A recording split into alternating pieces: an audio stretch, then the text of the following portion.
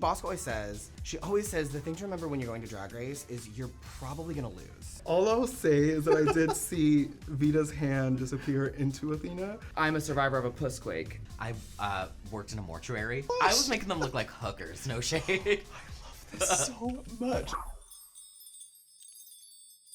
Hello, I'm Joey Nolfi with Entertainment Weekly, here with the cast of RuPaul's Drag Race Season 18. And while you haven't seen her on the show just yet, rest assured she is a goddess with a legacy you have absolutely seen unfold on the main stage in the past. Finally, on Drag Race, welcome the Greek goddess, Athena Dion. I know, finally! That's what it feels like. Finally here! Yes, you are finally here. I've seen so many queens calling, when is Athena gonna be on? When is Athena gonna be on? I'm the one commenting all that from my burner accounts.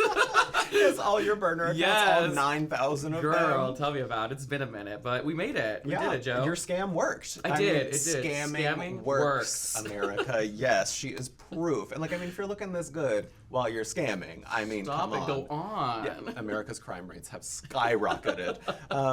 Now, you are the Greek goddess of Miami, and you host the regular brunch at our house. Our house in Wynwood, yes. Yes, and it is one of the city's premier drag events. And I understand some celebs who are well known to EW readers, like Gloria Estefan, and of course the View co-hosts, Anna Navarro my and girlie, Sunny my girlfriend. Hostin. Yes, they are regulars. So, first question, what is the drunkest you have ever seen Anna Navarro and Sunny Hostin? Girl, okay, first of all, let me tell you, I don't think it's any secret that Anna loves a margarita, honey. She loves margaritas, she loves drag queens, and the best place to get that is at my show at our house. So, she's gotten turned up before, and actually the best time was when Gloria was there. It was Anna's bachelorette party, and Gloria, Emilio, it was celebrities everywhere, and we did the conga together, life moment for me, and she was pretty wasted there, but she was having a great time, no tea. Noticing that you left Sunny out of there. Sunny wasn't there messy. That day. Sunny came actually after I was on the View. I was on the View, by the way. We're gonna get to that. We'll get to that. Foreshadowing. Yes. After that, I was on the plane with Sunny back to Florida because she has family in Miami. So we were on the same plane. And I went up to her, I'm like, hey, I'm the queen that was on the show. And she's like, oh my God. I'm like, you have to come to my show. So she came, she brought her mom. Her mom from church came to the show. Yeah, she did say that. I remember her saying that because her family is very religious. Yeah, very religious, but they had a great time at the drag show. I don't remember her getting too turned up, but she had a great time for the sober people out there, I guess. Love that. Yeah. Love that. They were good tippers? Yes, very good tipper. She was there's videos of it. She's throwing money. We did the conga with her too. They were a great time. Not Sunny Hostin making it rain. She made it rain on me, girl. Yes. I have to ask though, since you mentioned you saw her on the plane, there was an incident where Matt Rogers called out Joy Behar for not having shoes on the plane. Did Sunny Hostin wear shoes on the plane? I don't know, because she had her hot husband with her, so I was distracted. Manny! She had her hot husband with her, and she was in Coach, I will say. They were humble people.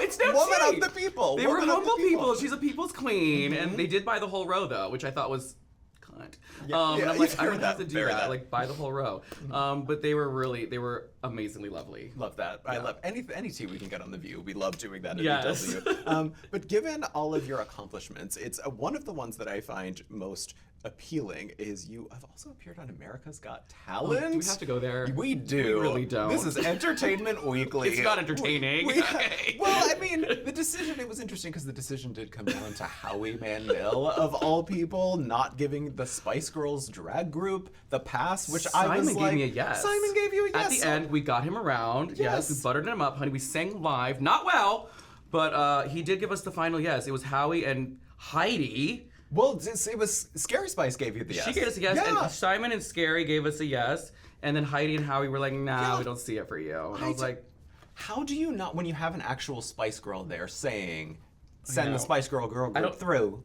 I don't think I would have given us the yes either. No. Looking back, I would have been like, that was terrible. I want it to be erased from, the internet. Well, listen. Don't search it, please. I once asked Lady Gaga about her Boiling Points appearance and also her bit role on The Sopranos. So, these things are very interesting to people because you can see clearly the difference in where you are now versus where you were starting. So it is an interesting thing. But do you have any words for Howie now that you would like to say to camera? Well, look at me now, honey. America sure does have talent. Here it is. Yes. Now, Is it fair to say that given your esteem and status in the industry, you are very well known, very well respected, that you are, I guess, sort of serving Sasha Colby vibes of the season? Like Oh my when God, it comes don't to even do that to me. Yeah. But I mean, you know, coming into this, you do have that platform and that level. So did that status in the industry beforehand, do you think that helped heading into the season or put more pressure on you because of expectations? To be honest, like I will say that it did put a certain pressure on me because I do, you know, I'm mother in Miami. I have a huge drag family. I do want to make them proud, and they've gassed me up a lot. So, you know, and lately the seasons have been like very young contestants. So I'm in my later 30s. So you're not 21? I'm not, I look 21. You look 21. Do I? And I've been doing drag for a really long time, so I thought maybe I will be like, you know, the oldest, maybe I'll be the most established, I don't know. So that did kind of weigh on my package and getting everything together. I did get a little nervous. But I remember hearing her interviews too that she felt a lot of pressure as well going in as Sasha Colby. And I would never compare myself to the legend that she is, but you know, it does put a little certain pressure when you've done a lot before the show. Because a lot of people go into the show and it's like the one thing that they're doing or the first thing they're doing in their career.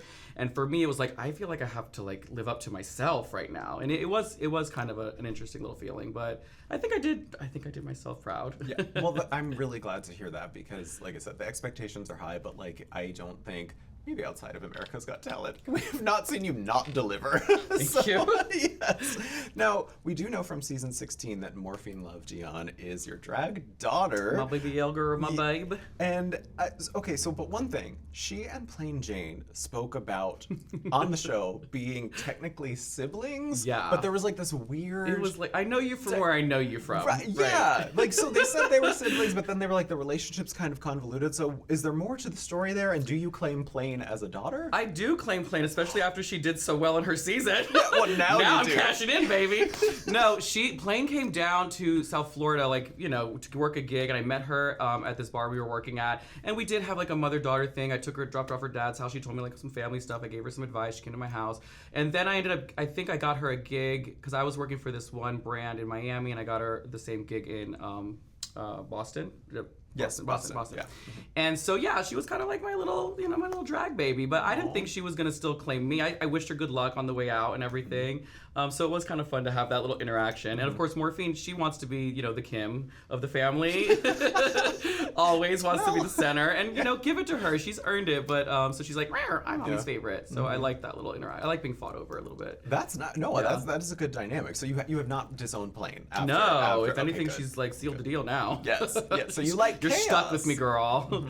Yeah. You like the chaos. I do. You like I mean, the who drama. doesn't, baby? Yes. Well, did Plain or Morphine help you at all preparing for Drag Race on your own? Since they have done, I mean, obviously you are a mother, but like they have done Drag Race before. So did they help you prepare this time? You know, I will say yes. What I will also say is like nothing can really prepare you. It's kind of something that's so individual when you go in there. And I've been doing drag for a long time. You know, I've been through a lot and seen a lot of things. And they did tell me like how it is, but like telling you is different from actually being there. And it's quite a learning experience and is very personal, I think, for everybody that goes through it on their own. So it was kind of nice to have like a little idea of what I was going to be up against, but also it was, you have to kind of live it yourself. Yeah. You know what I mean?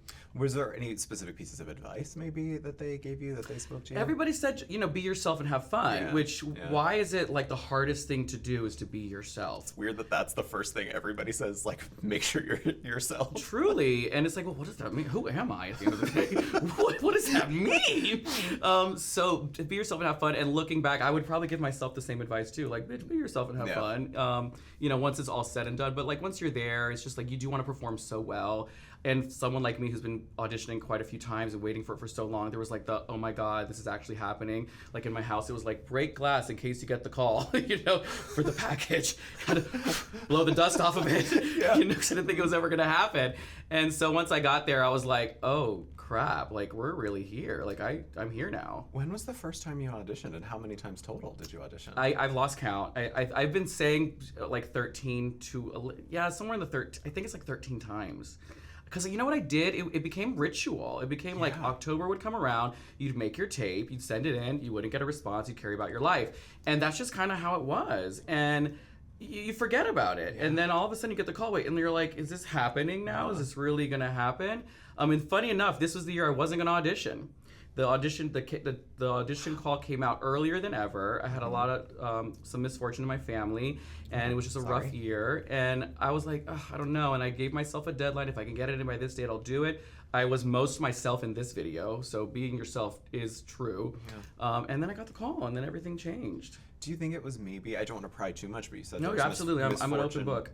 There was misfortune in the family. Do you think that maybe emotionally grounded you in some way and made you put your feet on the ground and you know, eliminated some of the, forgive the language, but like the bullshit that often goes into auditioning? It could have. I mean, like, not to go too deep, I did lose my grandmother, and she was very close to me. No, it's okay. Thank you. I mean, she's with me all the time, I do feel. And I feel like when you go through something that hard, nothing else seems scary anymore. You know what I mean? It's kind of like, that was the biggest fear I had my whole life, was kind of losing somebody that close to me. And once you kind of go through that, you're like, everything else pales in comparison, the worry, you know what I mean? So I think maybe there was something to be said to that. And also I was always scared to go on Drag Race and leave her for like a long period of time, because we would talk like 3 times a day, and you know, I was always there for her. And I kind of felt like her spirit kind of just gave me the strength to kind of, okay, go out there and, you know, this is for you, you have to do this now. So there's a lot of sentiment around kind of my year getting on the show. She knew how much you wanted this, and she, like you said, I'm sure that she was with it's a special story for sure. That's it's an unfortunate situation, but I love hearing that on the other side of it, you found a strength. Yeah, so there is always a light on the other side for anybody going through something. There's always a light on the other side. Love that. Well, also speaking of family, I mean, Juicy loved Dion from this season. Surprise, surprise! Yes, she is. You are also your grandma. Also, you have to use the G word, really. I banned the G word in my family. Did you really? I'm just mother, okay? Okay, she's mother. And Morphine does have a problem with that as well. There is a lot of debacle about it, but oh, Lord, age me. Okay, so you are mother to Juicy Love Dion. So did you each know that you were going to be on this season beforehand, or was it a surprise when you walked in the I don't know if we're allowed to say, but we knew. Hello. Yeah. I mean, like, we're so close. And the funny part is, we're like, but do we act like we know when we get there? Because, you know, you sign paperwork, you're not supposed to share this. Like, I don't want to get kicked off the minute I walk in. So it's like, I don't know if it's awkward or not. We'll have to see. But we're like, I don't know if I'm supposed to know you're here or not. But it's funny because it's a good thing and a bad thing, because it's fun to have somebody you love so much. And me and Juicy are very close. We are truly family. And then also it's a competition. Yeah. You know, so you're like, what's gonna happen now?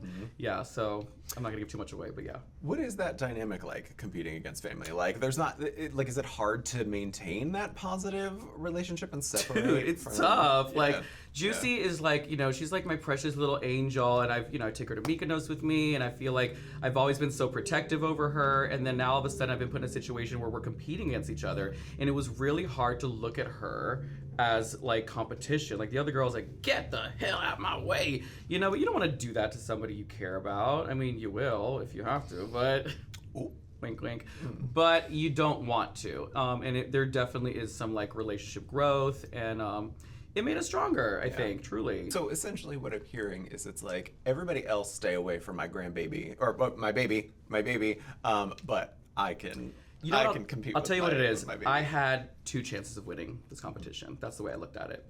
I had 2 chances of winning, not just myself. You know what I mean? Yes. I think that's the way I kind of, I put it in my brain. It's that, like, because if she wins, if I win, it's a win. You know what I mean? Love that. I love that. Yeah. So the last thing I want to ask you is that, given that your career is so established before the show, what is the Athena that fans will get to know on the show? Like, what is she serving in terms of fashion, and will we see maybe a spicier side of Athena on the show? I will tell you, this show does expose you for who you are, whether you like it or not. You know, you see a lot of my personality. There's some spirals. There's some mothering. There's me, you know, and anybody back at home, all my drag children that are going to watch this are going to be like, yes, they're going to get the full Athena experience. I think you do get a well-rounded Athena Dion on this show, to be honest with you. I love that. Yeah. I can't wait to see it. This has been such a nice conversation. It's going to be exciting. Athena. It is. It truly is. With you, everything is exciting. Thank you so much for your time in doing this. It was so lovely to finally meet you. You look wonderful, too, by the way. I'm so happy to be here with you. Yes, very happy, and very excited to see what you do on the show. And stay tuned for more with the cast of RuPaul's Drag Race Season 18. Next up, we have Briar Blush. Uh-oh. That's staying in. That's staying in. Great. Welcome back to Entertainment Weekly's interviews with the cast of RuPaul's Drag Race Season 18. And that tingly, warm sensation you're feeling on your face right now, that's a little blush that comes naturally with my next guest, whose name perfectly describes how she'll make you feel with her killer mug and gorgeous looks. Say hello to the lovely Briar Blush. Hello. Hello. Hi, Joey Nolfi from Entertainment Weekly. They always, one queen every season always finds a way to gag me with that. So, yeah, you take the crown with that. Is it even a gag if they do it every year? No, it's not at this point, but it's still funny. It still gets me every single time. And speaking of, like, I mean, crowns, she's a little foreshadowing here, maybe, with your little crown. Spoiler alert, I win. Yeah. Well, I mean, you are, like, this look is definitely a winner. Like, why don't you tell me what you were telling me before. What are you wearing? Okay, so I'm wearing a Vivienne Westwood set with a Vivienne Westwood necklace and cheap Santielli jewelry. Perfect combination. Right? Yes. Right? Yes, winner combination. Simone Rocha blouse. Oh, Kat Von D shoes. It's Oh, fine. It's fine. I bought these years peppermint ago. fingers. It's fine. It's Okay. fine. All right, we're It's doing fine. peppermint fingers for that. Peppermint fingers already 10 seconds into an interview. I think that's a It's record. about to get really bad for you. Well, you did warn me, maybe, that you might be the chaos. And this makes sense when I learned that you were from Boston. I am from Boston. Which, between Katya, Jujubee, Plain, Corey, these queens all brought chaos for several seasons. So are you continuing the trend of Boston chaos? Unfortunately so. I don't have a choice in the matter. I do believe Boston is hexed or something, that we all are missing a cell, a brain cell or something. Yeah, just one. Just one. collective. Just one brain cell. I feel like it's like Boston and Seattle are the two cities that like constantly are giving us chaos, but like on opposite ends of the spectrum and opposite coasts. It's crazy. Like I don't understand why Boston is breeding so much drag chaos. Like what is it about Boston? Listen, I don't know what it is. I think Boston, we're all just big haters. Huge haters. None of us really want to be happy for each other. I think also what it is culturally, the food's awful, the weather's terrible, and we're all just like deeply mentally unwell, I think. It's literally in the water, in the food supply. Yeah. So beware Boston, I guess. I love it there. Yes. No, I have never been, but now all of the drag excellence that is coming from there, I would love to go there. Are you close with any of the queens that I just mentioned? Like, do you think they've done the city well? Sure. No, I've known Plain since like 2018. I knew Corey when she started drag. Obviously, I've known Jujubee forever. Yeah. Katya, I've never met Katya, but funny story, at Jock's Cabaret, which is like the oldest club in Boston, there's a little wind machine in the dressing room that we used to cool off, and it says her name on the top. Like she wrote it? Yeah, she wrote it. It was hers. Oh. And so we treat that fan with the dignity that it really doesn't deserve because it's really gross, but we love that fan. That's a treasure. That belongs in a museum, I think. No, it doesn't. No. It's okay. Okay, that's not going to the Drag Race Museum when it finally opens. Now, you do have incredibly polished and beautiful looks. But I did see a video where you are on stage and somebody dumps a literal bucket of blood on you. God, yes. Which I loved that so much. So does Briar have like a freak side in addition to the beauty and poise? Like when does the freak come out? Okay, so I was really goth when I was a teenager. Naturally. Naturally, so goth.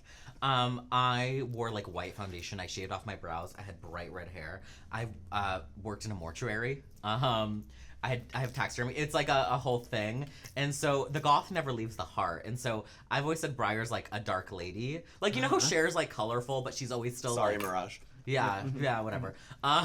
You know how she's like, Cher's always like colorful, but like there is something kind of like dark about her. That's how I view myself. Yeah. Okay, so going back obviously to the mortician, you were a mortician? I mean, not in the licensed sense, but I was in the room when they drained the bodies of all its fluids. Oh, I thought you were just, like illegally. I'm like, did we just expose a crime? You were digging up graves? Well, no, I wasn't. No, in the sense that. Where is this going? Okay, Wait, so what did you do? Yes, what did you do? I volunteered in a mortuary when I was 16. Okay. And they had me, you technically need a license to do things on dead bodies, like makeup and the embalming process and stuff like that. But those old heads up in the mortuary were like, just contour that dead bitch. Like, it's like, just fine. What are they gonna tell on me? No. Are they gonna say something? No, you're gonna tell on yourself in this interview. And Granny looked snatched. Like, so to all those people in Boston out there, your grandmother might have been made up by Briar Blush. I was making them look like hookers. No shade. This so much. I love this so much. And also, you know what? Don't worry about it. Like, the statute of limitations has probably passed for the. Yeah, and you're that's also a also- child. You're I was 16. I was 16. So it's not your fault. We're Right. absolving you. And the embalming process is cool as fuck. I'm sorry. I'm so fascinated by this. Okay, so like you were there for you saw the embalming process, did the makeup. This is one of the best reveals I think in an interview I've ever done. So thank you very much for revealing that. Now moving on, like you do describe your aesthetic as one that can transport us to different eras. Your website also describes you as the queen of disaster. So what does that mean in terms of your artistry, and does the disaster come out in season 18 in terms of like drama with you? Yes. I describe myself the queen of disaster mostly because I think like I kind of embrace the unhinged and weirdness about me. I mean, I find no shame in being a goblin. I find no shame in getting stupid. I think that's fun, and I think that's drag is about. I hate when drag queens are like, you know what I mean? I've heard that like many Athena times Dion. before. No, I love getting weird with it, and also with my drag, I try to be sort of like timeless all the time. Yeah.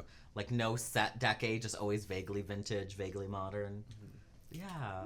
I mean, the looks are. I mean, going through your output online, it really is that comes through. Like it is very otherworldly and like it's almost like a dreamlike kind of way. It's not like you know, with a lot of drag performers, there is like the illusion aspect of like paying tribute to an era or a celebrity, but yours does kind of feel ethereal and dreamlike, and like it is in a different era, but it's also like a fantasy in the head. So it's a very unique take on like classic beauty.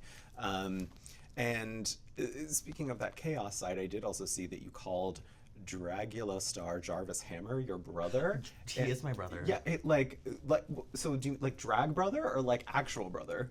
Like, he's not my biological brother. Oh, okay, all right, yeah, I was gonna say. No, he's my drag brother. We met because there was the House of Yesterday, which is Jarvis Hammer, Rusty Hammer, and me, and we were all sort of this like a little collective of vintage vibed drag artists, and me and Jarvis just really resonated on the fact that we see drag kind of similarly, and how we conceptualize it. Like Briar's a character, Jarvis is a character, and how we curate ourselves is very similar. We're also both fashion snobs, and so like fashion snobs. And so like we just sit and talk about like what we just bought on the Real, like all day. I was just texting him last night, revealing all the tea of the season. NDA. So did Jarvis give you any, because obviously Jarvis has been on reality television before, did he give you any advice to prepare for going on television? Yeah, it was sort of just like, you're gonna hate it, you're gonna want to die, everything's gonna be bad for you, you're not gonna prosper. No, I'm just kidding. He kind of told me a little bit of, no, he didn't really give me any advice. He was just like, good luck. Well, I mean, did you need the luck? Did you need it? Yeah, I did. I did need the luck. And everyone needs luck going to Drag Race, honey. It's hard. Were there any, like, how did you acclimate into the world of Drag Race? Because, like I said, you do have a pretty distinct style and approach, I think, to the art form. So how did you acclimate to the types of things that the competition asks of you? Honestly, my whole life I've been competing with just myself. And so to introduce, like, 13 other girls who I don't give fuck about, like, no, I'm just kidding. Love them. No, to walk into Drag Race and start getting these challenges, it wasn't hard because I just kind of locked in on what was being asked of me in that moment. You know, you have nothing else to focus on. There is no phone to like distract me. I just have to goddamn focus on this goddamn challenge at hand. And then when I went to my trailer at night, I put on my King of the Hill and I went to bed. King of the Hill is your comfort show. I love King of the Hill and Sex and the City. The two, they go together. Everybody who loves Sex and the City loves King of the Hill. They're two flavors, but I love them both. You know, two spicy flavors. Yeah. I love it. So I know you also host the Draglesque series of shows. Is that right? Drag. Or you cast them? No, Draglesque. That's just something I say, like that I do. Like, okay. I do Draglesque. burlesque drag infusion because, you know, I can't get as naked as some of those beautiful women and men up there, but the illusions are illusioning. And that fake ass, they go crazy for. Well, I did. So, but you do cast a lot of shows. I do. In Boston, right? And Yeah. I know that like casting a diverse group of queens is very, or performers, I should say, is very important to you. So, what kind of show do you aim to put on with the shows that you cast, and what's your approach to making sure that that is all represented well? So the shows that I put on, I write and curate my own theater shows in Boston, 400-seat theaters, mind you. And the shows I put on all have like a specific narrative. And what I do with that is performers will submit their ideas for my show, and I will cast based on that. Sometimes I just reach out because, like, that's my Judy, and I want her on my show. But I try my best to make sure that, like, with everything that I put on, everyone can feel represented in the art form that they want to see when they go to a drag show, and performers that resonate with them as a person. And that's something that's always been very, very important to me, especially as, like, a Latinx diva from Guatemala. Like, I don't know. Like, I love seeing drag that, like, resonates with me as a person, and I feel like everyone wants to feel that way. Mm-hmm. Yeah, and I feel like the audience responds to stuff like that, too, because that's what audiences also want. They want to see something that isn't just the norm of what we've seen for the past, you know, I mean, since Drag Race has become a mainstream entity, it's good to see somebody who's out there hoping to, well, in addition to casting their duties, like making sure that there is a well-rounded representation in the cast. So I really commend you for that. Speaking of well-rounded in terms of looks, I also saw a video of you wearing a fabulous pink beekeeper bonnet. I saved the bees. Yeah, you did save the bees. I saved the bees. You also saved my life with that, because that video, I mean, like, is so funny to me. I watched it a million times over, you extracting these bees from their home. So what was that for, actually? And did you get stung at all? I did not get stung. That was for a local Boston honey company. And they literally asked me, they were like, hey, do you want to come and drag and save the bees for a day? And I was like, yes, I want to save the bees and drag, absolutely. So so we custom dyed a beekeeping suit pink. Yes, you did. And I put feathers on it. Yes, you did. And I belted it, which you're not supposed to do. And I wore like heels, which you're not supposed to do. But it was so fun to just like scoop up the bees and like just like move them into the new hive, and like it was so cool. So now you're drag mother to a whole bunch of bees, essentially. Mama, I'm the queen bee. The queen bee. There we go. We brought it around. And you want to know what too? Yes. And you want to know what too? I do. That's my favorite side quest I've ever done. Like I love doing that. It's wild. Like, I don't think I've ever seen a drag queen dragify a beekeeper outfit and then like wear heels, like you said, on top of it. So I mean, that's lovely. But what was more intimidating, dealing with those bees or the queens of season 18? The bees. Because like with the bees, they can actually hurt me. They all signed a contract. What are you gonna do? The bees did not sign a contract. The bees not, Mama. If they want to hurt me, they can just do it. Yes. And those queens, what are you gonna do? What are you gonna do if I piss you off? Nothing. Who from the cast would you most like to send without a bee suit into the Athena Dion. Really? Wait, so I am sensing some No, I love her. I love her. Interview transitions between this as well. There were some playful words. What is going on with you and Athena?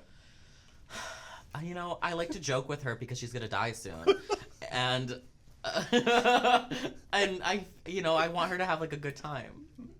And then when she dies, you can do her makeup in the casket. It's crazy. She already looks like a corpse. Like, gagged me with that one. Yes. Well, what a note to, just like Athena, what a note to end on, because her time is limited. Our time is also limited here. So, Briar, thank you so much. This was a really, really, really fun interview, and I am so excited to see how all of this transitions into the Drag Race Queendom, because, I mean, this was so much fun, so thank you very much. Stay tuned for more with the cast of RuPaul's Drag Race Season 18, and coming up next is my interview with Ciara Myst. that sucks. No, I'm just kidding. I love her. I am Joey Nolfi with Entertainment Weekly, and amid our journey through the cast of RuPaul's Drag Race Season 18, it is time to crack open a can and feel that fizzle on your lips, because my next guest is a tall glass of bubbly wit and unique style, so please drink up, Miss Ciara Myst. What an intro. Oh, thank you. I did a good job. Yeah, you wrote it yourself? I did. I Yes. love that. No, I absolutely Yay. did. Yes. Thank you very much. A compliment already. The interview's done. The Great. interview's Thank done. you so Let's just much, wrap everybody. it. Yeah. Yes. But I have to start by saying this. Look, I mean, we didn't plan this. We didn't plan our Right. same vibe, that we're going to the same Berlin Vampire nightclub. But I mean, that's where we're going after this. It's going to be a fabulous night. Yes, it is. Judging by this look, absolutely, it is going to be. I love the blood. Yes, on the, we're on out the for lips, blood, too. everybody, Yeah. on season 18. Our Ciara fingers Myst is just out for touched, blood. too. We were just like, boop, ET moment, ET moment. Now, this is one of many diverse looks that you do. Your looks are just so incredible. There are so many different things that you do. And you do describe yourself on your website as a shape-shifting superstar from outer space. Yes. Whose goal is to seduce your mom and your dad. Of course. So, is she the dancing bisexual diva of season 18? Absolutely. Bisexual representation matters first and foremost. Yes. If we're going to be like a little political about it, I guess, that part. But as somebody who draws inspiration from fantasy, horror, comic books, sci-fi, characters like Mystique, who are also seductive shapeshifters like myself, definitely play an inspiration into both my aesthetic as well as sort of my drag personality. So yeah, I love to be a little flirty in drag, but also I'm not afraid of shapeshifting into high femme glam or into freaky deaky creature monster. Yes, we love to see that. And this is like a little bit of both, because you know, we haven't had like drag monster on Drag Race for a while. I mean, Mistress is a monster, but in a different way. But like drag monster in a fashion sense, you know what I mean? Yes, no, I fully, yes, I understand. And I love to see that. It's always super exciting when you see somebody who is not afraid to go there on Drag Race, because like you said, we don't see it all the time. So will you push those boundaries on the runway, do you think? You can expect some gag-worthy moments on the runway, especially from Ciara Myst. I'm not afraid to really challenge the concepts that were presented and take it into my own weird, wacky world and say, what if we take that theme and we flip it on its head, we put it through a comic book filter, and we mystify it? Mystify, that's the key. Branding. The key, mystify it. Love it. So the shape-shifting part, like I said, it is so accurate. Looking at your looks, you really do everything. Like I've seen you as like a wood witch kind of situation from Into the Woods. Oh, yes. A swamp creature, aliens, a demon. And that's just a Tuesday. Yeah, that's just a Tuesday. Just a Tuesday afternoon. There's also a demon. So where is the root of the obsession with the shape-shifting and the changing the look so much each time you do drag? Sure. I, out of drag, have worked as a professional makeup effects artist. So I was doing special effects makeup, body paint, prosthetic application for film and television in Atlanta, Georgia.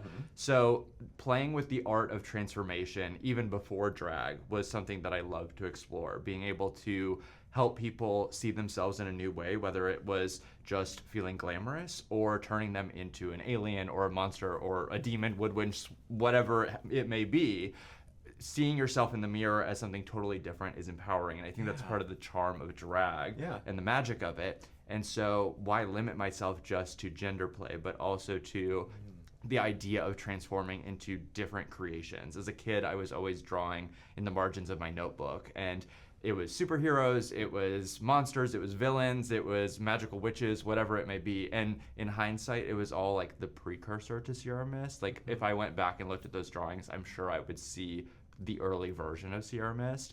But now I get to just bring that to life for myself. So when I was evolving as an artist and was putting makeup on myself, it took a little bit for me to feel comfortable with exploring the more feminine or gender play part of it. So to evolve as a monster into this part of drag, for a little bit I was like, well, am I leaving that behind? And the magic of it was saying, oh no, that's what makes me special, is I get to also be the creature and the other and the monster and bring that into my drag, but I'm not afraid of playing with something that's more glamorous or feminine.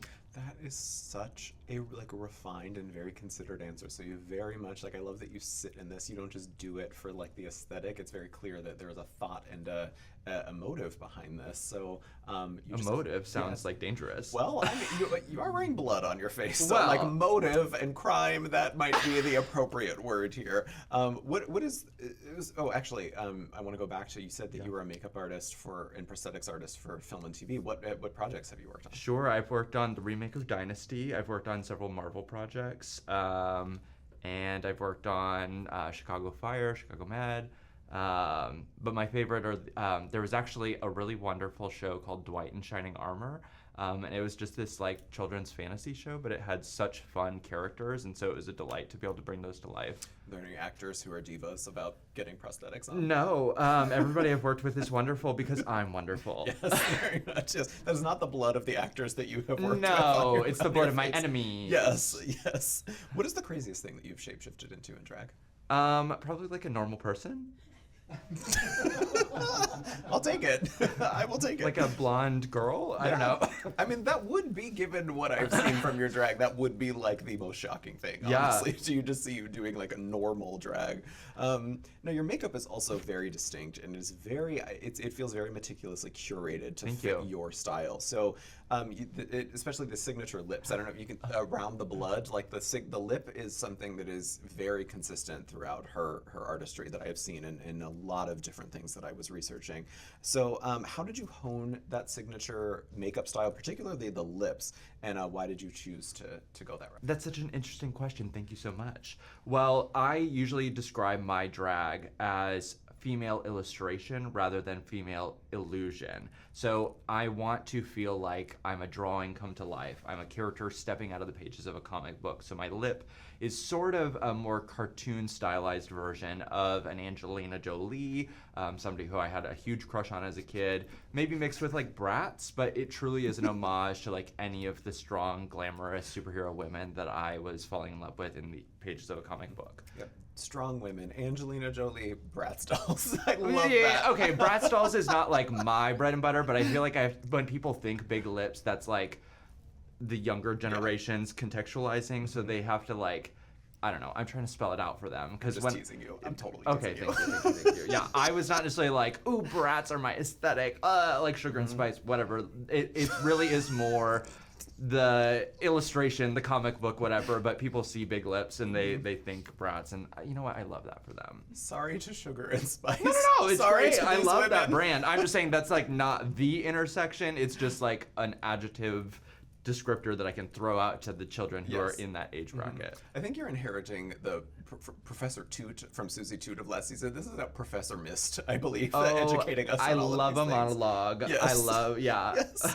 Well, I do have to ask, given that you do have such a distinct makeup style, did Michelle Visage love this and not ask for versatility at all throughout the season?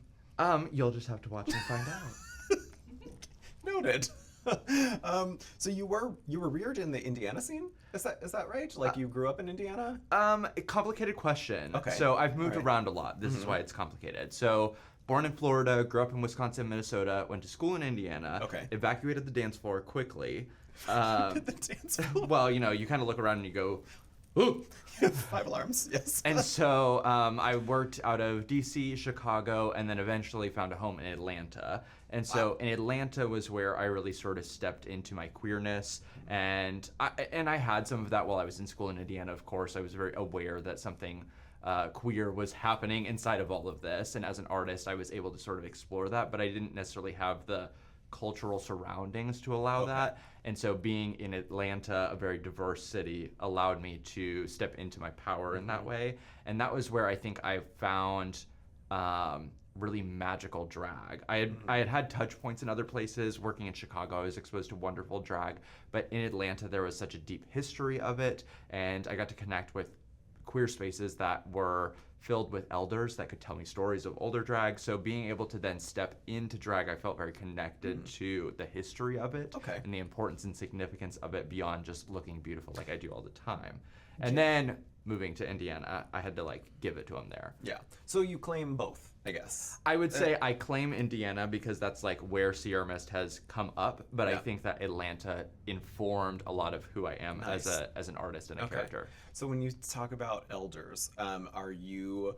Please tell me in Atlanta you have some sort of connection to the fabulous Nicole Paige Brooks from Atlanta, Georgia. Okay, this is a crazy story. We touched fingers again. Okay, so the very first day that I was living in, like I literally had dropped the boxes off, had not unpacked. So I'm exciting. living in Atlanta. My best friend and I had moved at the same time, and we were like, okay, we're going out to the bar, and it was the House of Brooks night. And so we, the whole house is performing. And I had just walked in, paid the door cover. I'm standing in the corner, and Nicole Paige Brooks' number starts. And she does not start lip syncing the song as the music starts. She looks me up and down and looks at my friend, and she goes, I would watch this tape. And I remember looking, and I was like, welcome to Atlanta. Yes. Welcome. Thank you, Nicole Paige Brooks, for always being iconic. Iconic, yeah. Yes, because there were also, I mean, Georges did say in our interviews for All Stars 10 that Nicole was also flirting with her on the set. So, like, it is apparently I have a thing. other Is this Nicole a thing? stories that I don't think are maybe appropriate for television, just based on like other encounters that I've observed. But Okay. Well, if you would like to share them, just let me know. If you would like to share them. So, moving back to Indiana, though, you are also the director of the Indie Drag Theater. Is that correct? So, former president, my term has elapsed, and I work now as the marketing director. Okay, okay. Indie Drag Theater was co-founded by Blair St. Clair of RuPaul's Drag Race and local artist April Rose.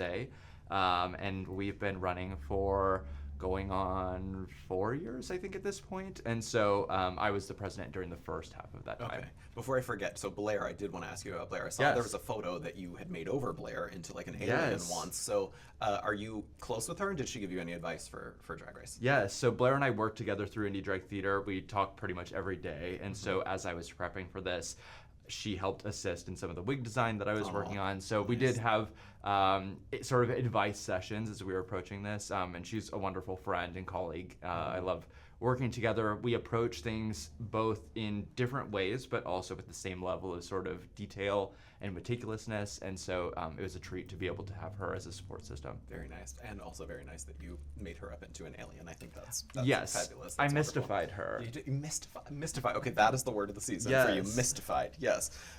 So just given your work though with the Indie Drag Theater, are you claiming BFA Weaponizer title of the season? Well, I have a Bachelor of Science, so no BFA weaponizer.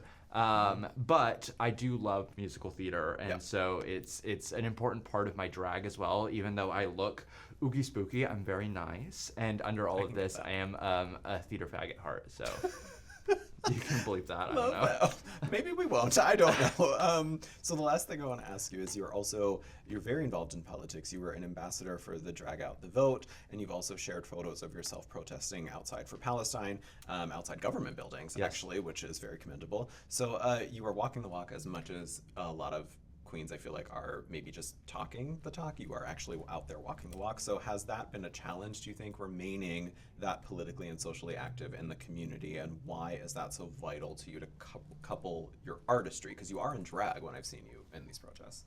That's a great question. I think that there are challenges that I experience based on the privilege that I live with, knowing that I don't want to center myself in the conversation. And oftentimes when we put ourselves in drag, we draw a lot of attention, good, bad, otherwise. And so I want to make sure that as a white cis person, when I'm speaking on behalf of marginalized communities, I'm using my voice and platform to be an amplifier for their voices, to be a megaphone to spread information, education.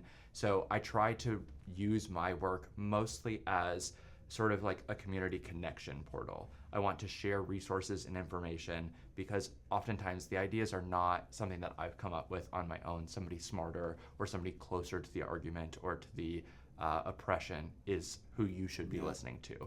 So yes, while I have opinions and thoughts that I'm happy to share and have discourse, my job in a lot of the conversations is to connect people to others who are closer to the oppression and allow them to be the voice firsthand, and I can direct the conversation that way. But we live in such a short attention span world. People are scrolling constantly.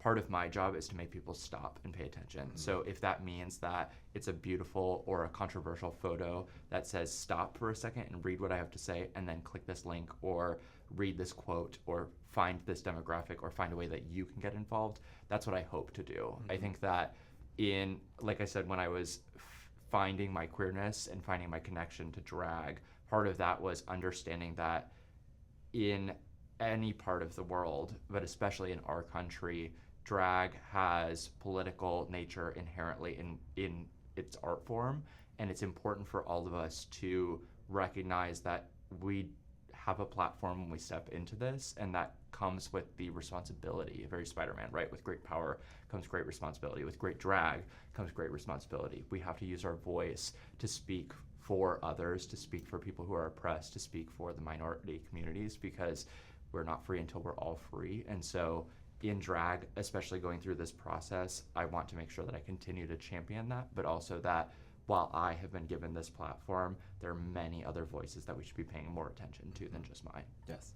And that concludes the State of the Union address from President Ciara Myst. Thank you. Of course. Thank you so much. What a lovely answer and a lovely interview. I really appreciate it, and I really appreciate the time and consideration with all of your answers and the artistry that you do. I think it's really interesting to see somebody go beyond just the surface stuff and talk about Bring all back this, big drag.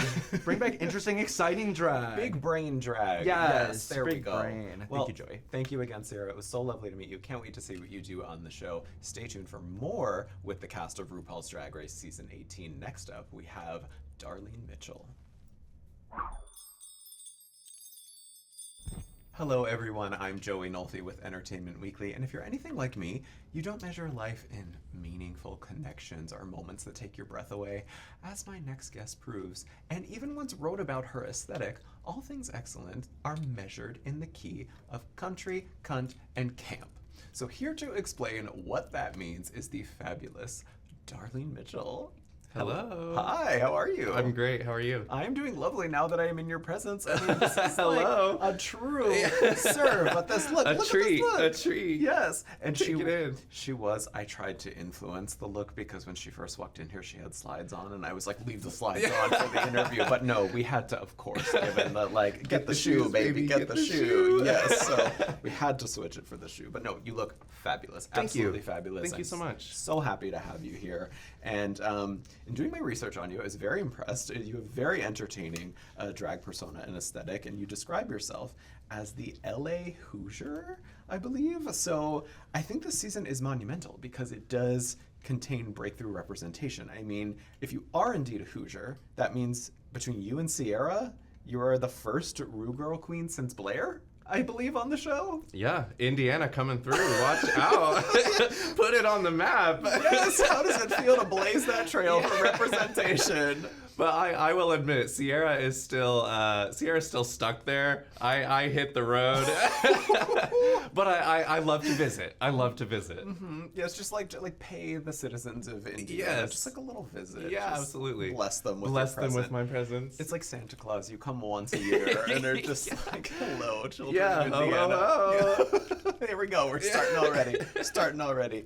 Now, you are based in LA now. Yes. Okay. So, but did you and Ciara or Blair like know each other before the season? No, not at all. I had known, just like Blair from the show, Yeah. and kind of like, like having that, I guess, like, just, I mean, without her knowledge, that sort of like respect, camaraderie, you know what I mean, of just like knowing what someone probably like went through, like similarities, how they grew up, certain traits and stuff that I could kind of clock and be like, oh, that's an Indiana sister, Yeah.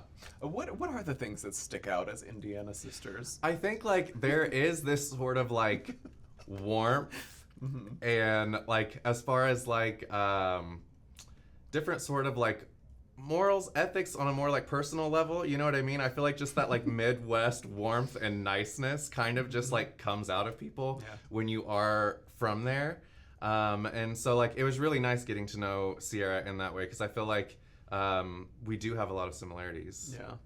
I love that this is the Darlene Mitchell HR department. Yeah. Because morals and ethics. Yeah. This is the morals and ethics class. Yes, I I'm love winning this. the pageant, baby. Yeah, she's ready. Look how she's sitting too. She's ready. We're pageant ready. So you do describe, as I said in the intro, not as a direct quote. I did not make that up. That your aesthetic as country cunt camp, and Yes. your Instagram grid definitely serves that. I love the like vintage, it's almost like VHS core kind of vibe of your photos, showing off this like, and I don't mean this as a criticism, but like grimy country meets camp glam. It's very much an aesthetic that speaks to me. So what was the inspiration here for that aesthetic, and what can you tease about how that aesthetic translates to the Drag Race runway? Absolutely. Country, I feel like, just based on where I grew up, I'm literally like from the middle of the cornfields, and Love that. like that country midwestern like through line, I like to just sort of bring through everything. That was like something at first, like when I like felt like I had to like escape where I was from, but like that part always stayed part of me. So I feel like how I sort of like repackaged it was sort of like making it a part of my drag. So it became something that I really loved about myself. And the cunty is like, I feel like I can sort of like give this more like supermodel type of appeal. With these limbs, honey. With the limbs, yes. A good cunty nail. It's working. Yeah. And camp, because like I just always like to have something just a little off. Like maybe not the necessarily like the musical theater type of like camp that has like come to be with Drag Race typically. Yeah. Like, but more so the sense of humor is in the styling and in the personality, where it's like I want people to kind of like look at me and then kind of be like, something's a little off. You know what I mean? I do. Like, yes. so country cunty camp mixed all into one. It's kind of like, you know, serving this sort of elevated, really like draggy drag look, and then kind of being like, wait, I'm seeing some country.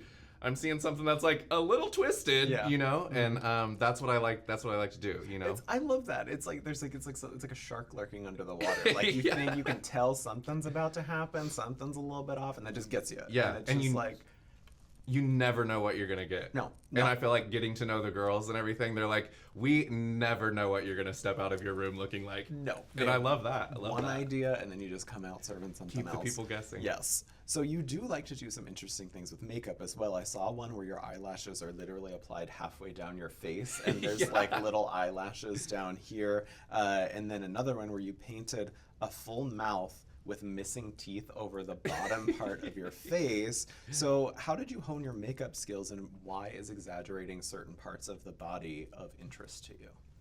I've always been like into like art. I went to art school in Chicago.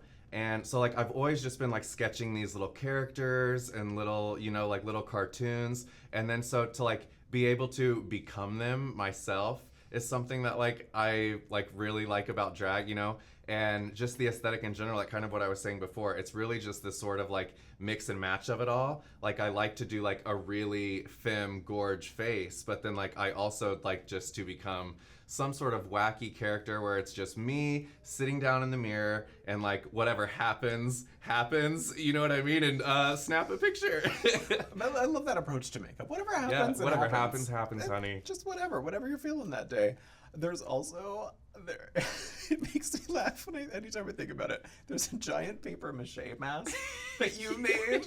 I love this so much. So will you be doing any paper mache creations on the show? You'll have to tune in to find out. But I know exactly the mask you're talking about. Yeah. I hope we see it. I hope we see it on the show, because we all need to see it. Hopefully, if we have permission, we will put it in the video, because I really would love. Do a scroll on the feed. Find that one. Find that one. I think there are 2 pictures. That's how much I studied this. I believe there are 2 photos of it on the Instagram grid. But how did you? Okay, so the natural question then becomes, how did Michelle feel about the makeup and the aesthetic this season? Me and Michelle had a very special relationship. We are sisters at this point. Oh, nice. Yeah. But to get the full package, to get the full opinion, you will have to tune in and find out. But we had quite a journey. The media training is real. It's very I told real. you that pageant. That pageant was, the she girls are knows. going to turn me into a pageant girl for real. Yes, no, absolutely. And now I read that you're a hairstylist by trade. Yeah. So does that mean that you have the best wigs of the season? Oh, honey. Hairstyling in a salon, I feel like, does not transfer, as the girls will tell you, to my time on the competition. Let's just say that. Okay, so the wigs, wait, are you saying that you have bad wigs of the season? What? No, I love my wigs. I love my style. And maybe some of the girls just don't see it. There we go. Okay, some It's of the girls their don't fault, see it. not mine. It's not on Darlene. It is on you, Queens of Season 18, for not understanding. Open your mind. Open your minds. Come on. So did you find that you easily integrated your style into the expectations of Drag Race? Would you say that was like easy to sort of? I think so, because I feel like being able to sort of just like morph into these different things, I feel like just with my drag in general, I feel like I can kind of hear and apply critiques well without completely changing. It's kind of like that, you know, like how you can keep everything fully finished and realized and keep it you while also kind of like catering to the different, you know what I mean? And I feel like that is kind of a strength of mine to kind of like mix and match all these little things and keep Darlene like heavy-handedly in there, you know? Yes, well, you and Michelle are sisters now, so clearly, like, yes, you integrated well into the Drag Race aesthetic. So, last thing I want to ask you is, you also, I couldn't tell if it was, did you recently get engaged, or is that, yeah, okay, there we go. There we go, congratulations. Yes, thank you. I love that. When is the wedding? So, as you could probably guess, this year is a little hijacked. A little crazy. A little crazy. In the best way. So, we are taking it easy. We've had to rearrange some plans, but I'll keep everyone posted when we tie the knot. Did you hear that, RuPaul? You thwarted a wedding. How dare you? Thwarted a wedding, RuPaul. But now I also sense, in looking through your Instagram, I sense that you might be... now, listen, I know this phrase does not mean what it traditionally means, but for the sake of Drag Race, you all understand. I sense that you might be the trade of the season. Oh. Are you ready to claim that title? Thank you. Sure. Sure, whatever. Yeah, I guess. Sure. She's a taken lady, so sure. Line up, ladies. Well, that doesn't mean other people cannot. Like, I mean... It's like looking at a piece of art. Yeah, there you go. Bring it back. Yes. Well, in our superlatives game, we will find out if people named you as the trade of the season, which you will also have an opportunity, I guess, to name that. So, but I truly thank you so much for this interview. It was really nice to get to know you, and I cannot wait to see what you do on the show. I think it's going to be really special. Thank you. Thank you. It was really nice to meet you. It was nice to meet you. I enjoyed this chat. I did too. I did too, immensely. Stay tuned for more with the cast of RuPaul's Drag Race Season 18. Next up, we have Fuego. Yes, we are still here with the cast of RuPaul's Drag Race Season 18, and unfortunately for some of you in the YouTube comments, I am still Joey Nolfi with Entertainment Weekly. I must report the temperature has increased since our last interview, but that's only because my next guest is literally serving fire. In her name and in her outfit. So say hello to the red hot Fuego. How are you? Hola, Joey Nolfi. How are you? I am doing so great. I love that they all it's Joey Nolfi. It's never Joey, it's just Joey Nolfi. It's not. We all know it's Joey Nolfi. If you have Yes. hate comments, you say F Joey Nolfi. If you love him, you say I love Joey Nolfi. No one calls you Joey. Joey is Joey J. It's that's true. And That's that is the true. only gay person that I respond to. The only one. That's right. Now I do have to talk. I mean, my intro was very cliche with fire, but I have to know. say, I mean, look at it. Can we get the shoe? Can Look we at get the shoe? The custom Let me shoe. block your camera. Yeah, Get the custom Betsy Johnson Fuego Yes. heel. The custom shoe, You can touch it. and also and also I want to say the commitment to the craft here. That's right. We do also have the water bottle that has been Cool off. custom stoned. Did you stone that water bottle? Listen, I did not stone it, but I will sell it on my website. Merch. First merch drop of the season. Salud. Oh, yep. Okay, well, cooling down just a little bit, just a little bit. getting ready. But I love it. All of these are like, she's coming in hot. It's Didi Fuego. I'm like, I know I'm a Mexican person, but I still look like this. Well, I mean, it's a reference to the flames. There are literal flames on your shoes and water bottle, but... Thank you. I thought you wouldn't even notice. Yeah, well, I did. I notice all excellence. So, but before we get into your talents and your aesthetic and drag, I read, as you said, you're from Mexico, and then you came to the States for school. Yes. So can you tell me a little bit about your background there, and also what you studied and how that then transitioned into drag? Okay, not my transition into drag. I went to school. I lived my whole life in Mexico. And then I went to school in New York City. And I went to school and I got my BFA in drama. Don't tell anyone. But it wasn't just performance, it was production and direction as well. Right. So after that, it's like people didn't necessarily want to hire a fresh out of college white person with an accent to be in their plays and movies. So I leaned more on the production design side of things. But as I was working in that side, I missed being on stage. I was, I keep saying this, but do you know the show Billy on the Street? Might have some questions about that later. Well, I was production designing that, and I was like, wait a second, what if I'm on the streets as well? So I decided to get back on the stage on hiatus between seasons of that. And Here we are. Years and years later, we did it, Joe. Yes, we did. We did, Joey. Joey. We did it, Joey. We did it, Joey. Yes, Joey Nolfi. We did it. We did it. So you are now based in New York, so which New York girls, as Yuhua might say, are you closest with, and who helped you the most for Drag Race? Speaking of Yuho Hamasaki, 5 New York girls this season. 1 New York girl this season. There is so much talent in New York City. I don't understand what we're doing here. You have enough talent for 5 New York girls. You know what? It's like 5 for the price of 1. Yeah. There you go. Wait, what was the question?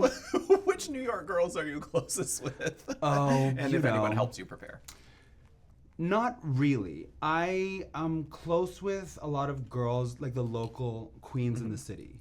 The person from Drag Race that I think I'm the closest with is Lemon from Canada's Drag Race and Canada vs. the World and UK vs. the World. Yeah. And she's so supportive because no matter when you get eliminated in the season, she can relate. Oh, that's true. She's been, from the beginning to the end. Exactly. So she's been very morally supportive. But for preparation for my package, I didn't want to use drag designers and like drag people. So I kept this very secret. I didn't want to be dealing with people spilling my tea.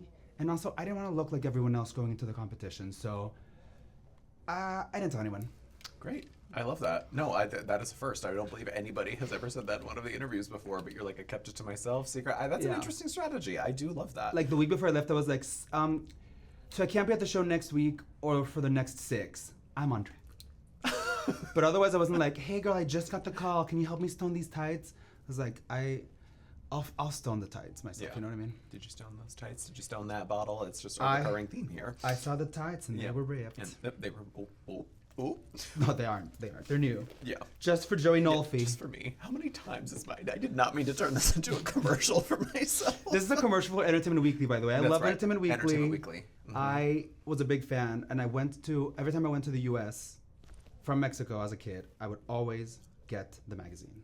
Oh, and I used to collect them. I love Entertainment Weekly. Well, thank you very much. No, that means a lot. Thank you very much for that. That is always nice to hear. And run me my check, Leah. I do. Peppermint fingers.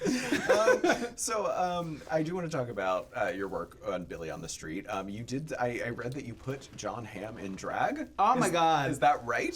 First of all, when did you read this? Well, in my research and development for these interviews. Mm-hmm. I didn't put him in full drag, but I was the wardrobe supervisor, costume designer at that time, and we did a whole sketch, and I did put him in a dress.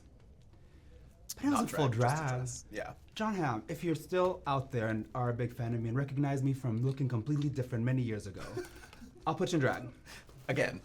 Makeover challenge. This time for real. Yes. Wait, so tell me about that. What was he like? Like, was he receptive to that whole thing? Or no? Yeah. Everyone that came to work on Billy on the Street knew the vibe of it, and they all leaned into it. was a lot of people that work in comedy. So I would put them in the kookiest clothes, or they would do the craziest, what do they call them, like challenges.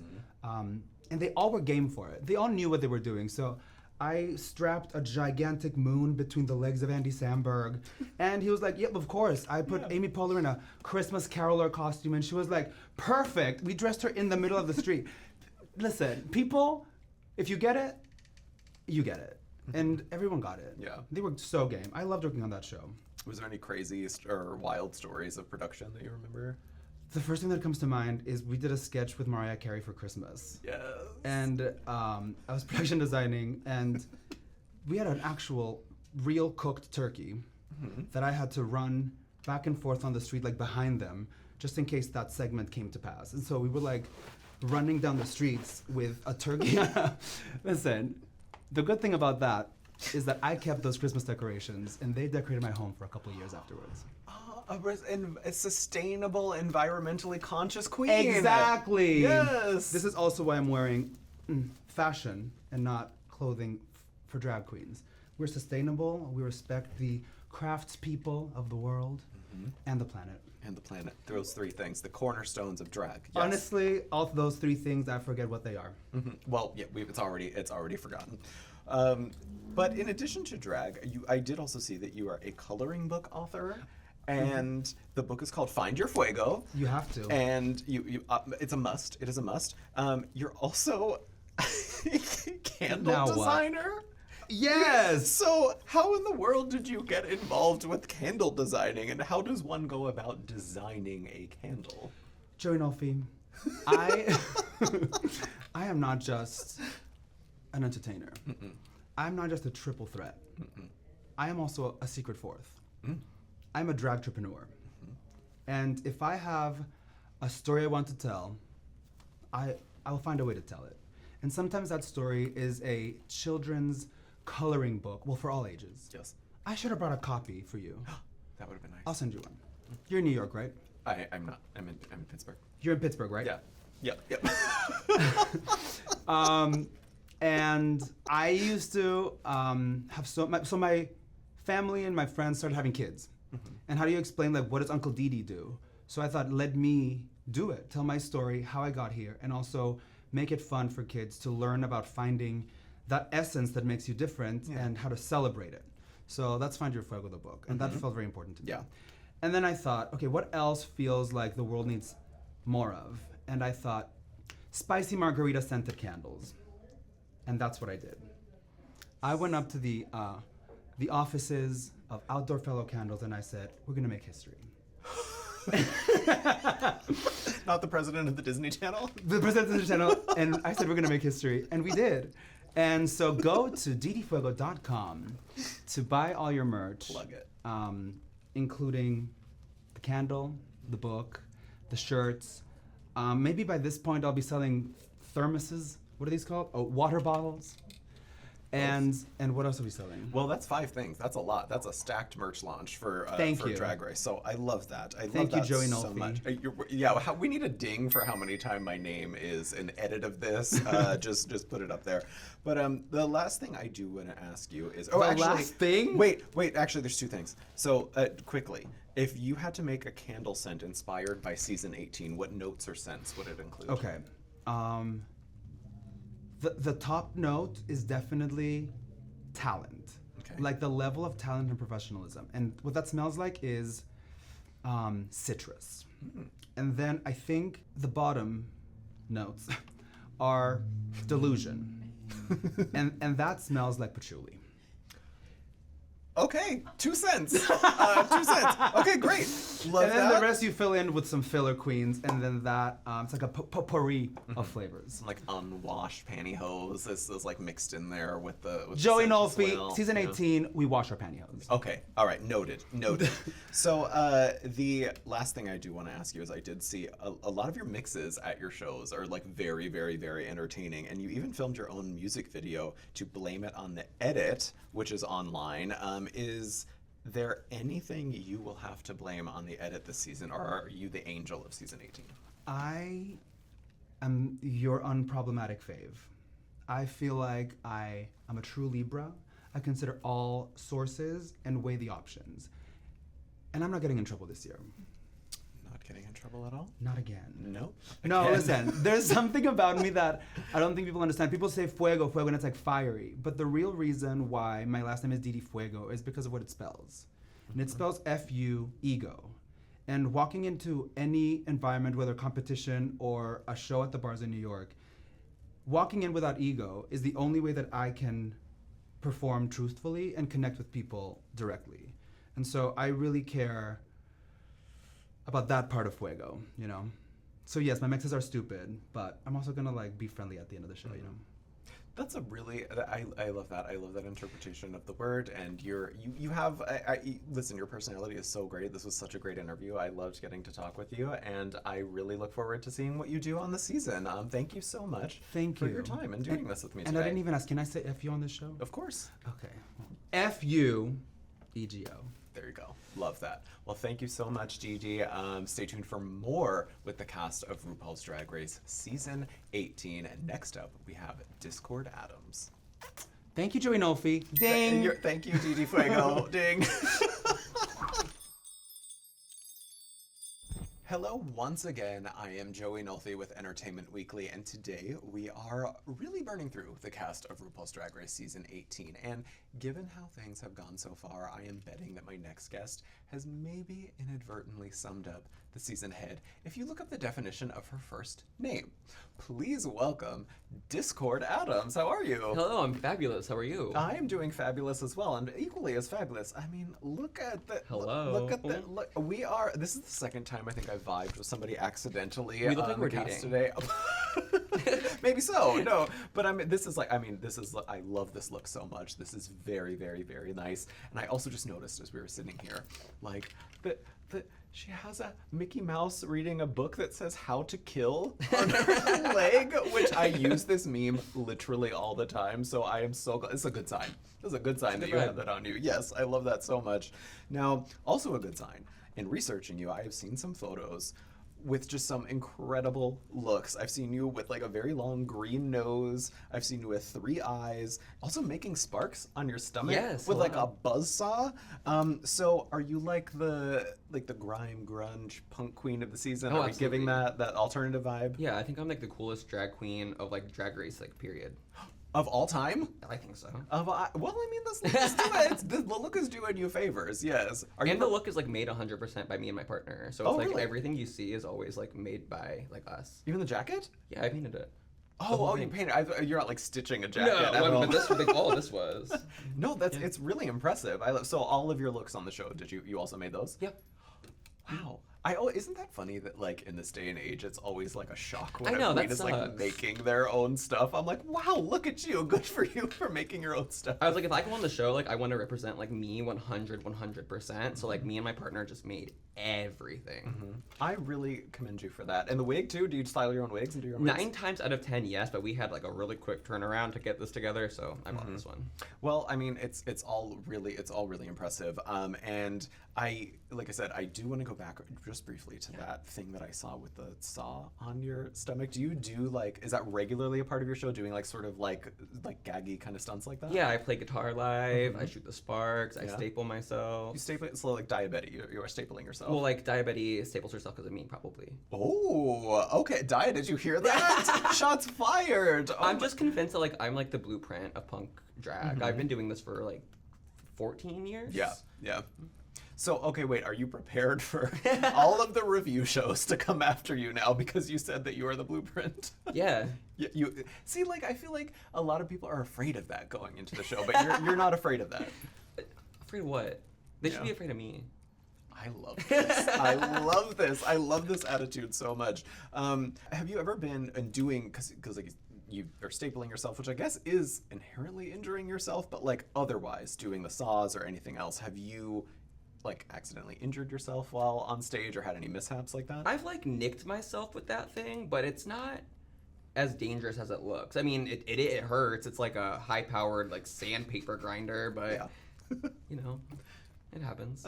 Just part of the gig. It's just another day at the office. Just drawing some blood on stage. Yes. Now, the aesthetic does speak to me. I am from Pittsburgh, and the style of drag is very close to my I used to heart. perform in Pittsburgh. Well, I did see in an interview that you did with James St. James, you were talking about how the queens of Pittsburgh were sort of like more like your drag family, I guess you said. But you're originally based in Akron, Ohio. Yes. That's correct. So you said that you have had drinks and lit cigarettes thrown on you in Akron? Yeah, in Akron, like way back then. So this was back in like 2012. So before like alternative drag really took off and was accepted, they just hated what I was doing. So like I would do my weird shit on stage, and people would just like straight up just instead of money, they would just throw like glass at me. So it was like not like I was imagining it as being like, that's just the people of Akron. They show affection. They're like, here's some lit We cigarettes. love it. No, they wanted to hurt me. Oh my gosh. Yeah. So this wasn't like homophobes. This was like No, this was just like angry twinks. I don't mean to laugh at people like assaulting you with like lit cigarettes, but like I mean that's pretty intense. That's super intense. But you probably enjoyed it. I feel like you enjoyed it's it. fine. It made the show probably more interesting. I mean, It fit the vibe. It could have looked like planned. That's one way to look at it.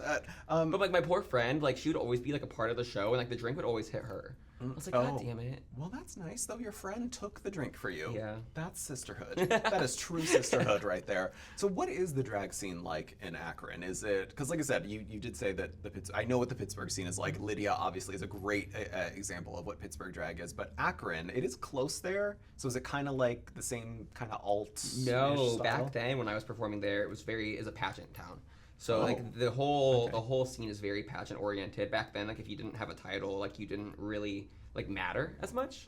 But I perform in Florida now. Yeah. Yeah. So, but like Akron, yeah, it was all pageant queens. So that's why they were reacting the way they did. Okay, they didn't know what to do. They didn't know how to handle me.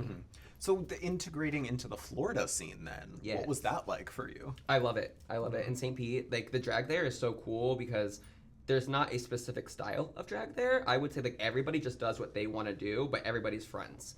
So it's like everybody has the same mindset of we all have the same right to succeed. We all are like the community that I was looking for in drag that you don't sometimes find. Because like a lot of time it's really cutthroat and really competitive, but there I think it's just really friendly. I think because everybody there is like a stoner a little bit. So like it's not the drugs that make you mean, it's the drugs that make you nice. Words of advice. Yes. Are you close with any of the Rue girls from Florida? No. Okay. All right. I didn't think about it for a second. All right. Sorry, morphine. She said Miami's just so far from me. Oh, okay. Yeah, that's true. That is true. It's on the opposite end of the state. So you also, I saw in my research that you said that you don't really have a drag mom, but you did say that your drag role model is Bret Michaels. It was. That's not like true today. Not true. Okay, I was gonna say, do you still stand by that? No. That's so old. I mean, you could be. The aesthetic of like the '80s hair bands was really inspiring to me, like then. I should have said Steven Tyler. Oh. Or like Mick Jagger. Well. Yeah. You could be like a Rock of Love contestant, maybe. Oh no. Like... Okay, so you want to hear something funny? I do. Over the pandemic, me and my friends got really, really bored, and we didn't want to put makeup on, so we dug into all of my drag, and we made an entire cast. A new cast for Rock of Love, and we decided that the new host was Mark McGrath. Oh my god! And we only used Facetune, a breastplate, and like random outfits that we found, and we made an entire new cast for it. So, and like you posted this. This is like public stuff. I think so. I'm gonna repost it. The people deserve to see it. Please do. I would absolutely. I hope that Bret sees it because I'm sure he's paying a lot of attention to queer culture. Well, maybe. Well, I was gonna say, have you ever met him? No. No. Oh, you've never met him. Okay. All right. Well, figured I'd ask because he was your inspirational drag mother at one point in time. At one point. Yes. So going back to the tattoos, I did have a question about your tattoos and piercings because in the James St. James interview, you did show off that you have a lot of those. So fans always want to know is like, do you have like a scandalous one, a scandalous piercing or tattoo somewhere? I'm looking. We have to check body scan. I don't know. I guess like Elvis is pretty controversial. Where's Elvis? I can't. Is it? Oh, okay. All right. And I did that one myself.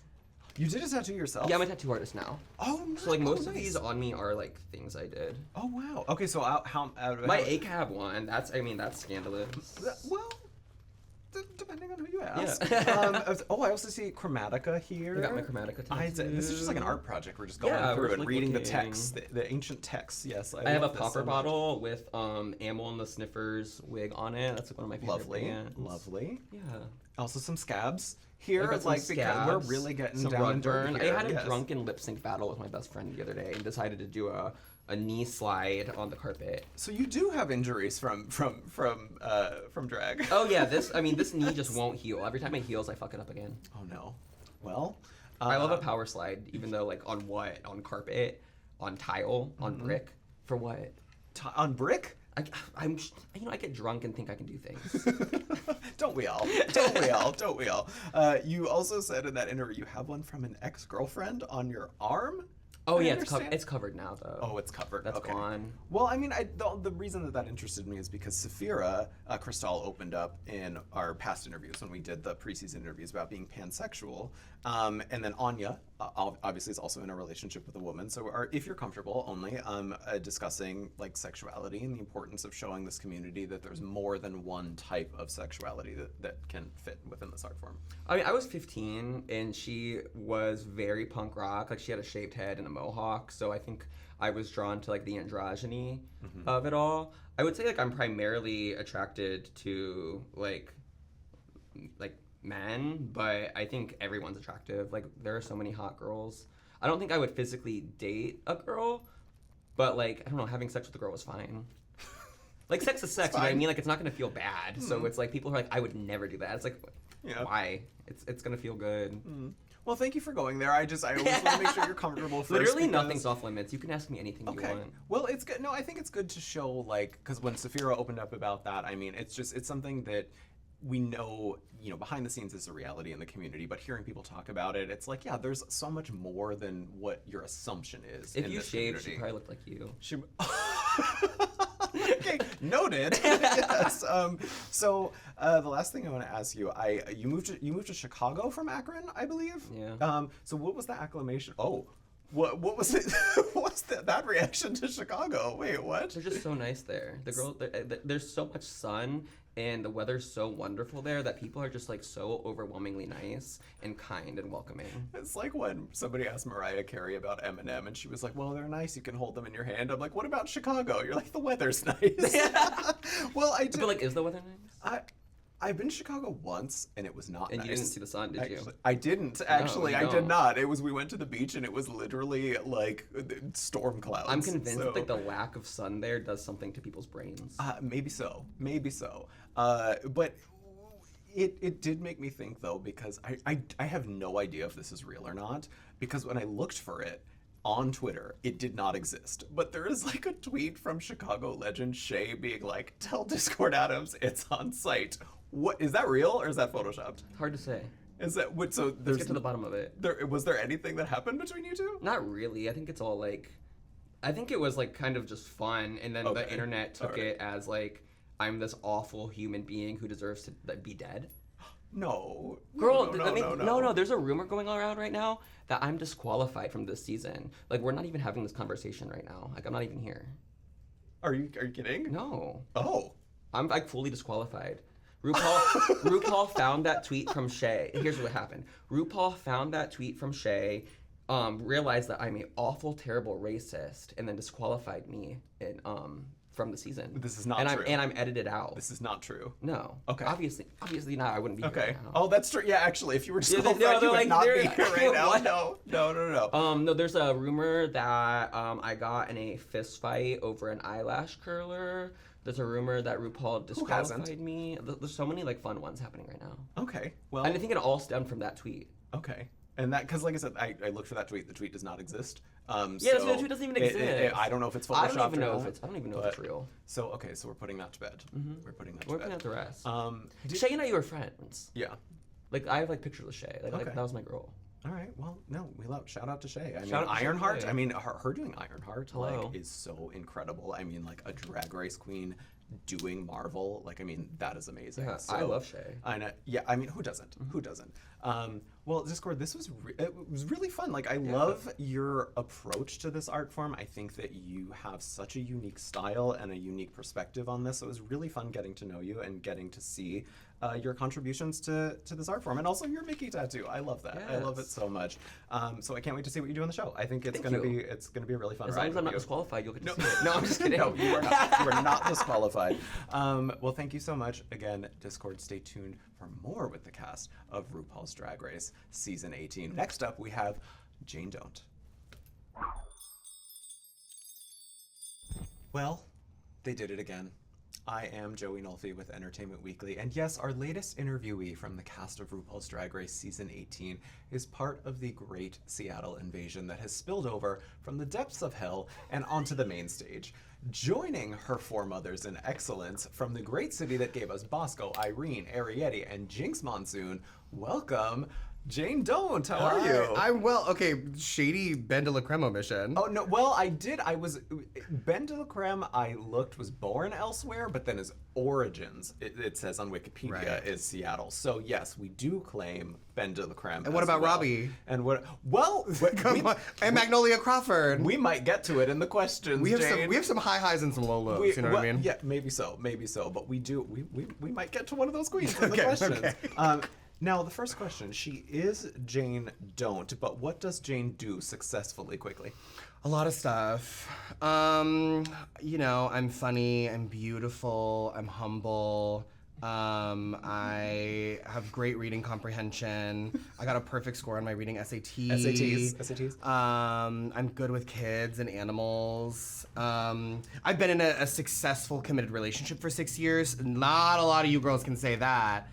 There's a lot, you know. What do you want me to go on? We're 8 things. No, Yeah, that's great. there's several. We did 8 things. Congratulations. Thank you. Round of Thank applause. you. I really thank you for reading off your resume there. That was really Thank great. you. And also very clearly good at looks. We had to readjust some of the technical aspects to accommodate for this look because it is so incredible. I mean, this might be the tallest look we have ever had in one of these interviews. Yeah, I mean, I don't know if that's like a metric of skill that I just wore the most obnoxious possible thing. But I do love to wear just like a parade float. Mm-hmm. I love to look like I'm in like the Macy's Thanksgiving parade. Who doesn't? And then sort of give myself a panic attack because I will put on so much shit and then be just like sitting here like, why did I do this to myself in the middle of a show? I think we are all glad that you did it to yourself, even if it might not feel comfortable in the moment. I also want to point out, I don't know, is this a reference to Raja? Okay, this is not a reference to Raja. It's just a brand that I like. Can I legally say that? Maybe not. A redacted brand that I like. But I mean, I feel like Raja is so present in everything that all of us do all the time. You know what I mean? I feel like she is a deity. So I will never, like, an accidental Raja homage is never a problem for me. Mm-hmm. I think Raja should be the president. Well, I mean, hold it over your face. That's a Raja homage. There we go. You know Raja, what I mean? everybody. Yes. I wish I were as tall and skinny as her, but we're getting there. Well, with the hat. That's true. You Yeah. are. So, given the history of Seattle drag on Drag Race, I do get excited every time a queen from this city joins the cast, and you are the latest addition, and you have strong connections to Queer Bar and Irene, obviously. You're her official sister. You're her drag sister. Yes. She will Okay, let's set the record straight. Let's get into it. So she has in the past tried to claim me as her daughter, but I bind and rebuke that energy. She is not my mother. I'm literally older than her. I'm like 3 months older than her, so I'm not. You're not gonna be my mom. You're like she's younger than me, and I don't think we have like a mother-daughter relationship. What kind of relationship do you have? If we had a mother-daughter relationship, it would be like she had me so young that she like left me with like grandma, like and we Ginny sort and of Georgia. Yes, exactly. Okay. Yeah, All right. exactly. So it may be that, but I say sister. I say her and Bosco are my hot, mean older sisters. Love that. Yeah. Love a coven of hot, mean sisters. They are mean. What is the best piece of advice that she or Bosco gave you for Drag Race? Oh my God, they gave me a lot of advice. I feel like Bosco gave me, actually Bosco always says, and she reminded me before I go, she always says the thing to remember when you're going to Drag Race is you're probably gonna lose. And not in like a shady way, that sounds like she, not like in a personal way, but just like, you know, like mathematically, it's like if there's 14 girls on the cast, so she's like the chances of you winning are relatively slim. And so going into it, and like it sounds sort of fatalistic, but I think going into it with that mindset of like, you're probably going like most everyone who goes is going to lose. Mathematically, statistically, probably. You know. Yeah, it's a probable Professor Bosco, yes. And so I think it was just like that was helpful just to kind of like give it was helpful to reframe at times. Yeah, when you're there and you're stressed out and things are like feeling overwhelming, it's kind of sort of there's something existential about just being like, well, either way, you're probably losing. Gonna lose. You know what I mean? The slogan of RuPaul's Drag Race Season 18. Probably gonna lose. Yeah, everybody tune in. Yeah. Probably gonna lose. But does this mean, okay, given your Seattle connections, does this mean you also are legally required to have a stake or a take on the Irene Ariete situation? No comment. No comment. I figured that was coming. Now, Irene did, and see, this is coming back. Irene did reveal in our All Stars 10 interview that she knew where Robbie Turner was in Chehalis, Washington. Do you know the tea? Where is Robbie? I don't know like the specifics. I feel like okay. Also, she is saying that very confidently. I believe we have like we have like vague information that she is like in Chehalis or like Oregon somewhere. I don't know. I know some folks that are still sort of in contact with her, and it sounds like she's like doing well. I think she just doesn't want to be involved in all of this, which I think is totally legit. And like, you know, I think like there is a huge part of me that wants her to come back. Like I would love for her to come and do All Stars. That would be amazing. I think her walking in and being like, my Uber was late is like the funny, like, you know what I mean? Did you hear that, Robbie? A sickening, like, oh, you know what I mean? And like, I also, if we're being like totally honest, she didn't like really do anything that bad. Do you know what I mean? Like she lied, but like, okay, I'm not a woman. You know what I mean? Like I'm telling a lie, I'm lying right now. I don't think she like really did, you know, like she didn't do anything. Like drag queens have done worse stuff.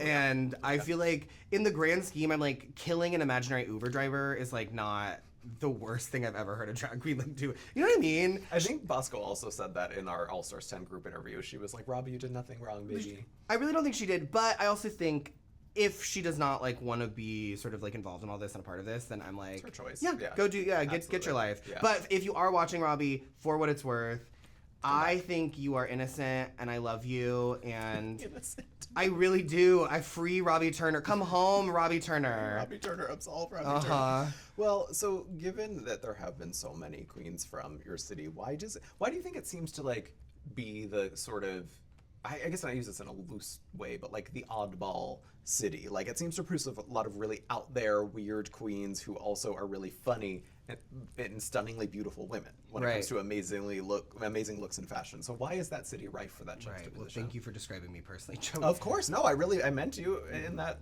analysis as well. I don't know. I mean, I think that we have a really amazing drag scene in Seattle. I think that in the past couple of years, we've really become like one of the big like drag cities in the country. And I think it's like there's a lot of stuff. There's a really strong cabaret and theater tradition in Seattle, like alternative theater particularly. It was a real hub of like underground theater in like the 90s and into the early 2000s. So you have that's still there. There's a huge burlesque influence, which is still very prevalent. So I think it's like the confluence of a lot of different there's a lot of disciplines kind of meeting there, but also everyone, you don't see the sun for like 9 months out of the year. You know what I mean? So it does do things to your brain. Like at a certain point, things start going haywire. Like you hit February in Seattle and everyone is going through it. That explains a lot. You know, and I think like when people's mental health is so just eroded over time, you really start to see the wacko just like jump out. Yeah, what other option is there at that point other than drag? Therapy or drag? Well, and most of the spaces in Seattle too, it's like for a long time we're pretty, I mean literally the club that me and Bosco and Irene in Seattle at least all started in was literally underground. It was like a club next to the freeway. And the stage was like you had to dodge like a load-bearing beam, like in the basement, to sort of like if you were too tall, it would take people's wigs off. Yeah, exactly. This you could not wear this at Kremwerk. This would not be allowed. So there's like there's just this very like underground kind of vibe. Even the most I feel like I'm considered like a normie in Seattle. Like people would be like, yeah, Jane's giving very generic brunch drag. You know what I mean? Like this is but for Seattle, like this is generic, like you know what I mean? Like, I'm about to do like a Celine Dion mega mix, like in people's minds. In this. Yeah. I'm normal. Like, I'm the top 40 girl in Seattle. Yeah, well, here, top 40 via Seattle. This is Yeah. the picture of it right now. You do describe yourself as a comic and a DJ on your Instagram profile, but you also describe yourself as a nice lady. Sure. So, a little bird tells me that from our superlatives, your season 18 cast members might not agree. That's okay. Sure. So, You know what? Are you the drama of the season? Did I get voted the drama? Maybe. Okay. Maybe. Okay. I'm gonna go roast their asses. Would your season 18 sisters say? Are you surprised that do you consider yourself the nice lady on the season? I mean, you know, what is nice? You know what I mean? What is a woman, right? These are the questions that we're sort of investigating here today. Am I nice? I would say that I am probably not particularly nice. I think I'm very kind. You know what I mean? You know who literally, I'm sorry, do you Did somebody know say that? who said the exact same answer last season in these interviews? Was it? Ariadne. Oh, no comment. She said the exact, like, I'm not kidding you, the exact same thing.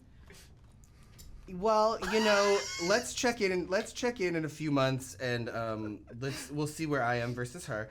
But I think that I come from a drag family that values honesty and pushing one another and being real, and I am the girl that probably will like I will read you, but I will do it, and then I'll be like, I'll be the one that's like, you look crazy, so come over here and I will fix it. Do you know what I mean? Love that. Like, I'm not going out of my way to just like drag people down. I don't really have the time for it, and quite frankly, like, I don't think I need to. When you're sickening, you don't need to. But I will, if I think that there's something that I can, like, if we're about to go on the runway and your hair is fucked up, I'm gonna tell you your hair is fucked up, because if the tables were reversed, I would be like, tell me if my hair's fucked up. Yeah. Like, I need to know before I go on stage if I look crazy. And that's just those are the values that I was raised with. Like, when your two closest friends are Bosco and Irene, like, there's not a lot of space for like mincing words. And that's, I think, the reason that, so many of the girls that I work with in Seattle, so many of the Seattle girls that have come through here are really good. Yeah. Because we do have a culture of like, if I'm just gonna sort of tell it like it is. But I don't think I ever go out of my way to like just be like shitty to people. Yeah, no, I don't get that vibe from you, and I mean, it's maybe they're all just having some fun with these superlatives. I don't know, they're all pieces of shit, Bro. and they should burn. No, I'm kidding. You heard the last word from Jane Yeah. Don't in this Anyway. interview. No, this was really, really fun. I really think that you were going to do something special on this show. I think that you were so unique, and it's been so much fun researching you and talking to you in this, and finally meeting you. I know. It's known Jane Don't Instagram follower Joey Nolfi Jane Don't has followed finally me for landed. years. Yeah, Yes. literally years. So I really appreciate your time today. I wish you the best of luck on the show. I can't wait to see what you do. Thank you. Thank you very Appreciate much. it. Mwah. Stay tuned for more with the cast of RuPaul's Drag Race Season 18. Next up, we have Juicy Love Dion. Welcome back to Entertainment Weekly's RuPaul's Drag Race Season 18 interviews. And while we continue to squeeze the juicy tea out of all of our new gals headed to the workroom, my next guest might have the competition in a chokehold as her insane dance moves and gorgeous mug turn the tables. Say hello to the dancing diva, Miss Juicy Love Dion. How are you? I'm amazing. How about you? I'm Thank you. doing great now that I'm in the presence of this look. I love the feathers. I love the corset. I mean, this just, and the shoes and Of the course, shoes. of It's just course. like, you look amazing. Thank you so much. I had to do the most for you, of course. That's right. And you're matching little pound cake I know. here, our We got little the- guest. And my makeup's inspired by her too. Is it really? Yeah, just a touch. Just today or in general? in general, a little bit of little pound cake, a little bit of Morphine Love Dion. She but- is the template. She is the icon. She is Hello. the moment. She is the template. Hello. Yes. Now, we have so much that I want to get into with you because I have been an admirer of yours for many, many, many years. Like, I mean, on Instagram, like the performance videos that I see online, like she is turning it like no other. It really, do yourself a favor and go look at her videos on YouTube. Like, the dancing is off the charts. It Oh is my God, thank crazy. you. And we have a lot to get into, but first, obviously fans are going to note that you do carry the names Love and Dion in your name. So you are Morphine's drag daughter. I am Morphine's drag daughter, Morphine's best friend, Morphine's sister, Morphine's everything. Yes, we love this. We love this so much. And you are fellow season 18 queen, Athena Dion. And now when I said that you are her grandchild, she was like, She was like, I banned the G word. She is my daughter. Yes. So you can confirm she has banned the G word? Yes. She says we don't use the G word in public. She prefers grandma. I say grandma. She's grand, she should accept it. I think She should. Yeah. She's a matriarch of our family down there, and we love her so much. The matriarch. Yes. We should. How many times do you think we can say grandma in this interview to get to her? Like, should we say? Like, I think she has like a sixth sense for it, and like I know that she's somewhere like upstairs. Her head will blow up. That boom that we just heard, that Athena's head just exploded. Exactly. We said granny, grandma, abuela. Yes. Yaya in Greek. Yeah, that's right. Yes, Yaya in Greek. Mimi. Love it. So I know that you and, because I remember when I did these interviews with Morphine a few years ago, she said that she was on a dance squad in school, and you were you also on that dance squad? Yes, actually, that's how we met. So I was a freshman and she was a senior in high school, and we met on the same like dance team. I was a little mean to her. I shouldn't have been. I mean, because I was just like tease her. There's like this move we had to do at the same time in sync. It was an aerial cartwheel without hands. And you dropped and her. Every time she would drop her hands, I'd be like, you touched the floor. You didn't land it. You didn't land it this time. No, but she would get so mad at me. But she's amazing. She's always been so kind to me. She's always been like a big sister, and like she brought me into this world of drag. She literally told me one day, like, I need a backup dancer. Can you get in drag and dance for me? You're the best dancer I know. I was like, sister, anytime. So that's how it went. Because my next question was going to be, how did it transition from dancing with Morphine to then being in the family? So it was just one day she literally was just like, I need a backup dancer, you. Yes, and she like put me in drag. She made me choose a name, and then we started getting into it. And then I remember I was being a little like scared or like tentative to go like start, and she was like, if you don't do this next gig that's on Saturday, then you're not gonna be my daughter anymore, and you can drop the name, you can drop everything. I was like, and so I did it. I got in the gigs. We went and did it. I won my first lip sync battle, and then got booked after that. It's just, of course you did. Of course. And look at her now.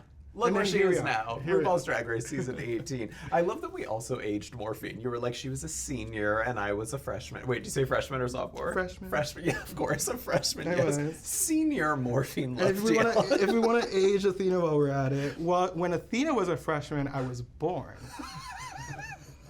So if we're just jumping around, if you want to know what the timeline is. She's gonna love that. Oh, She's yeah. absolutely gonna love that. Did you hear that one? Yeah, another one. Another boom. Another boom. Yes, that was the rest of the body exploding. Yes. So then, wait. Do you claim Plain Jane as your auntie then? I guess. You guess. I guess.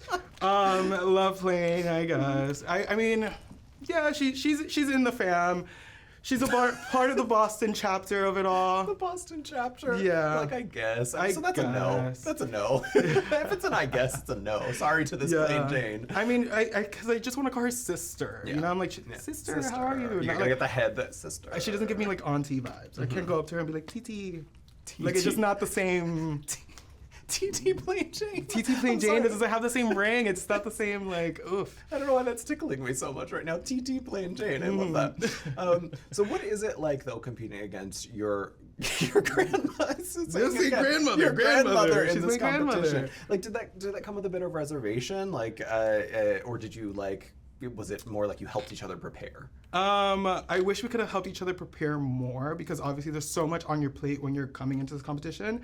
So we couldn't really be that much of a soundboard for each other. Yeah. But that doesn't mean we weren't talking every day. We were absolutely talking every day. She's like my biggest everything in life, my biggest confidant, my biggest supporter. She's like, I talk to her for everything. Whenever I need like a little helping hand or a little support or someone to lift me up because I'm feeling down, she's like the first phone call that I make. So to have that person there in the competition with you is like bittersweet, because like as much as I want to demolish everybody and like tear down the competition, I have this like person I love so much. Exactly, my grandma. Granny. You can't beat Granny. I can't beat Granny down, kick her cane and Just like kick take her walker out. away and just... Athena, I'm so sorry to this, Athena. I'm so sorry. So I did, a little bird tells me though from our superlative games that she is winning a lot for the question about like, I guess Which one? spiciness in terms of like horniness and kai Whoa, kai and like with whoa. her and Vita maybe. Whoa! So can you confirm, is Vita like? Do you have maybe a new grandmother? All I'll say is that I did see Vita's hand disappear into Athena. What? Don't know how that happened. Wait, what? Use your imagination when I say this. You saw it? Have you ever seen that like GIF of Stewie like rocking back and forth, like shaking after like seeing his parents have sex? That's exactly how I felt. I was like, You witnessed it. oh yeah. Okay, you oh my witnessed god. it. I love Athena. My best friend in this entire world. She loves a kai kai.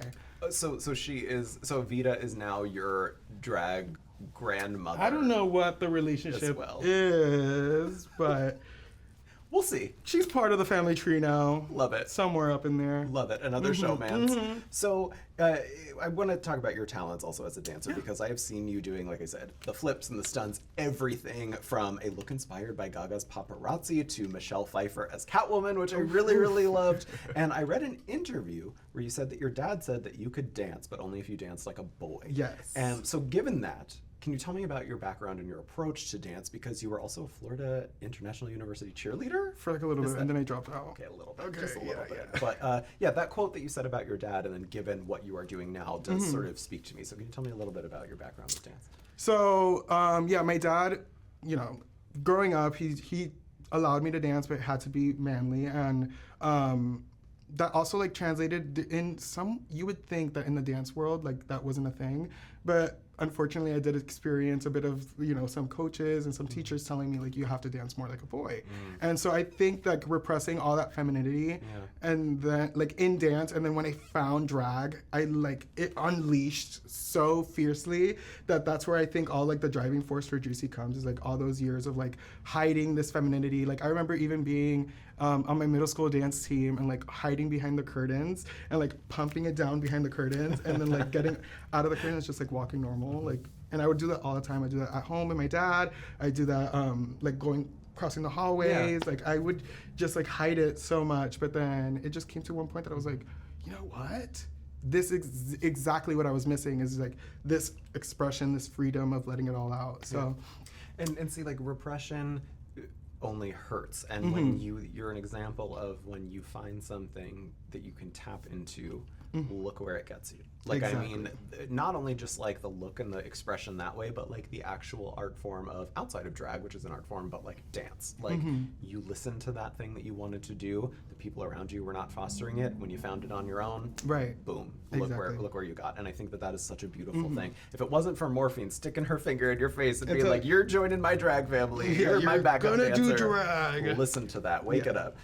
So your dance skills also allowed you to compete on So You Think You Can Dance. Now you made it past the audition, but I believe like after that, it wasn't like very much highlighted on the show. You made it to the top 35. Yes, I made it to top 35. So we didn't get too much tea or story behind that on the air. So what led to your elimination, and do you have any behind the scenes tea on like the judges and the drama that might have went on? Absolutely, not much drama. Like more like personal conflict.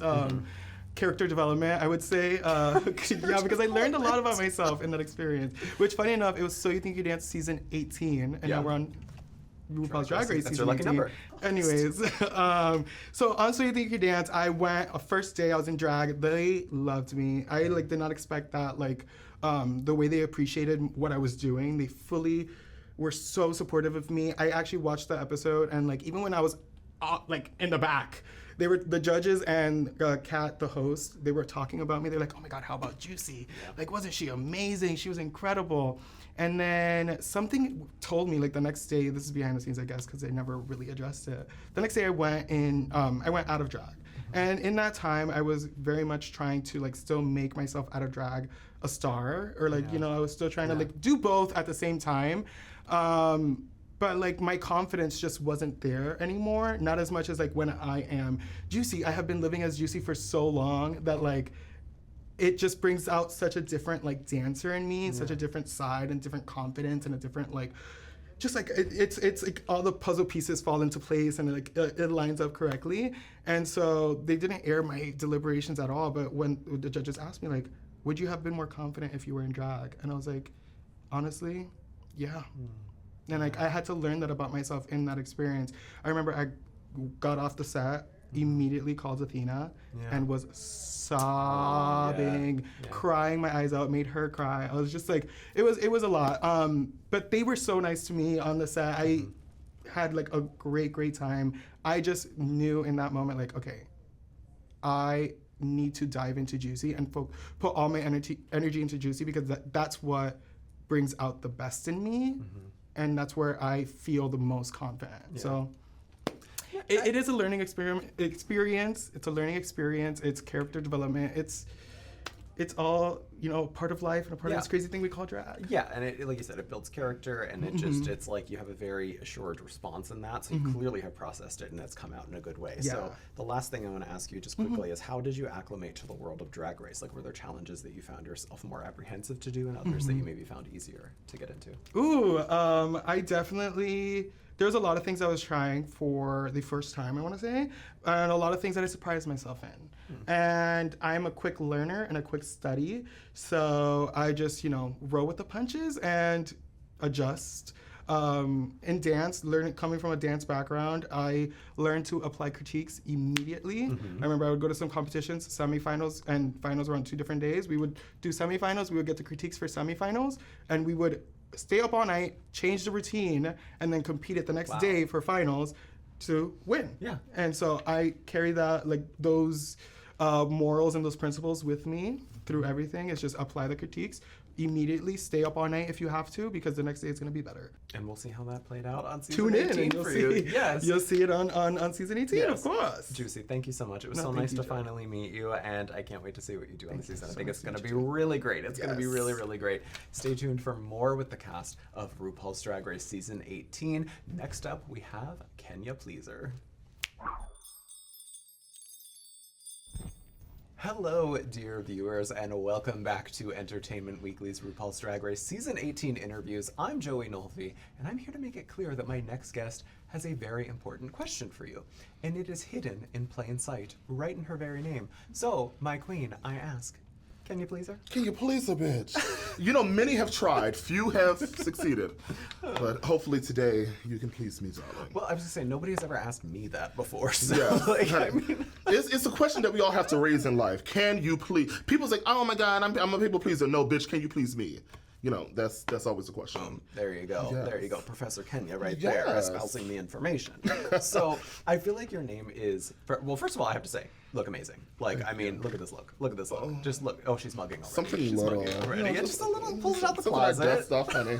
Yeah, Get the give a girls little nice and tickle right perched, there. honey. Yes. No, I feel like your name it's perfect for Drag Race. It is so perfect because, you know, what happened to silly puns? But also, it's perfect for, like, just the actual, like, Kenya Pleaser name. Like, I barely know her. Joke. Yes, Like, you bet. I hardly know her. yeah, exactly. I know Rue cackled when she heard that. I was gonna say, how many times did the judges make that joke this season? Was it a lot? It was a few times, definitely. Just a definitely. There's like Michelle, you know, always that good joke. Rue always goes for the punchline every time. Yes. And I guess I am a big punchline. Honey, Well, all with the a time. name like that, I mean, you're essentially asking for them to make that joke. So, Of course. Everything's very sexual, big, robust, all the time. did you say robust? Robust. With a robust. K? Robust. With a K. You know, I'm from the country. I'm from South Carolina. So everything I say is very country. You know, very add S to Walmart, so Walmarts. Yeah. Very much that Like the possessive. Yeah, well, it's not Walmart's. There's always an apostrophe and an S Absolutely. on store names. The Ruby restaurant Tuesdays. names. Tuesdays, yes. Yes, Lucky Stars. Oh, there we go. Yes, Lucky. Shout out to Lucky.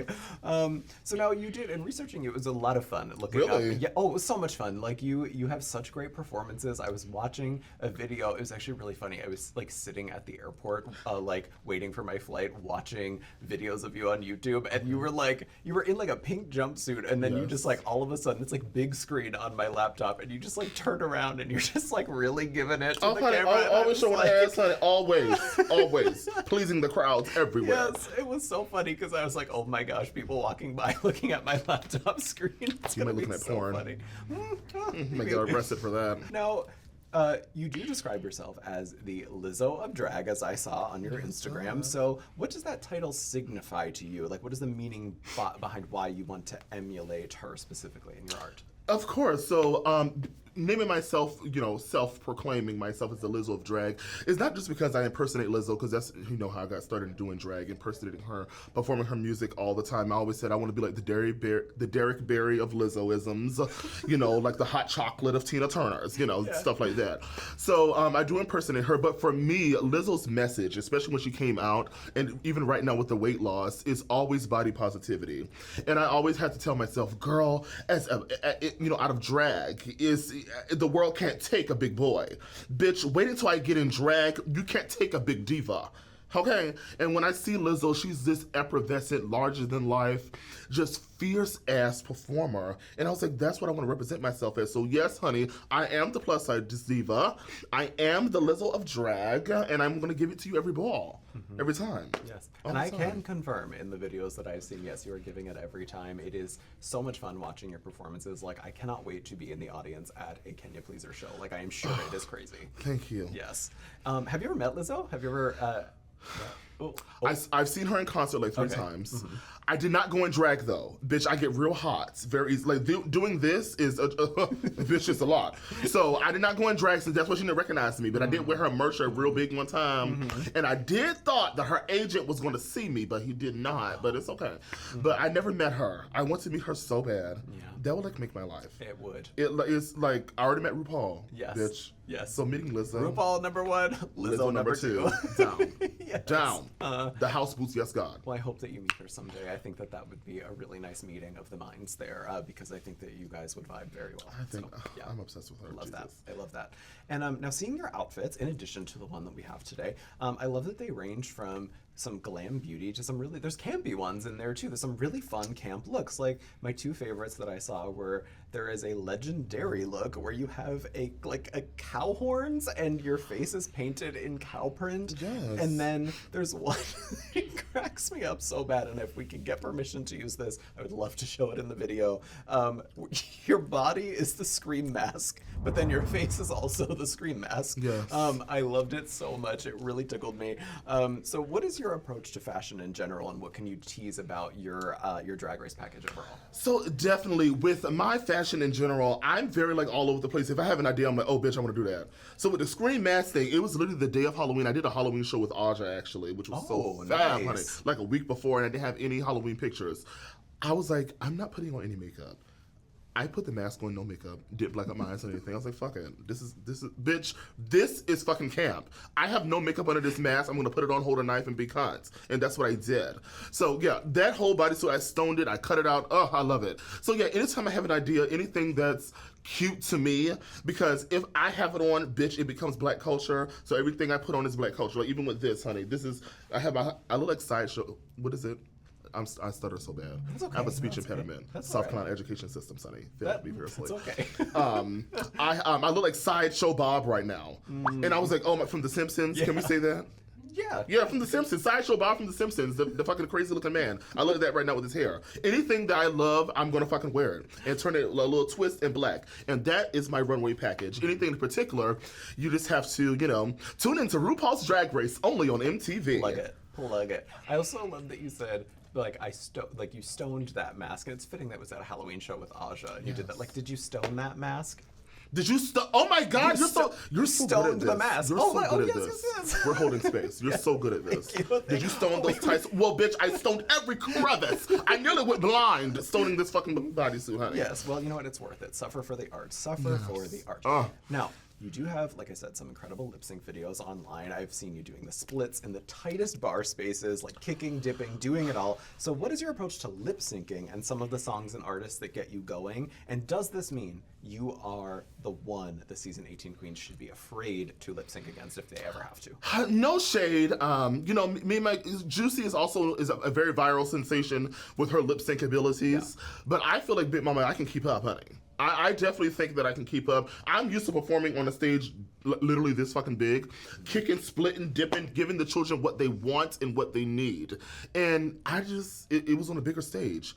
So, of course, I'm going to show my entire ass on national television, honey, if need be. But if you want to know what happens, you want to know what to see, what to look for, what to cultivate with me and my sickening lip sync abilities, tune in to RuPaul's Drag Race only on MTV. Yes, you are winning the award for most plugs of the interviews. Honey, I want to be a radio announcer. Like, I want to say shit on the commercials, honey.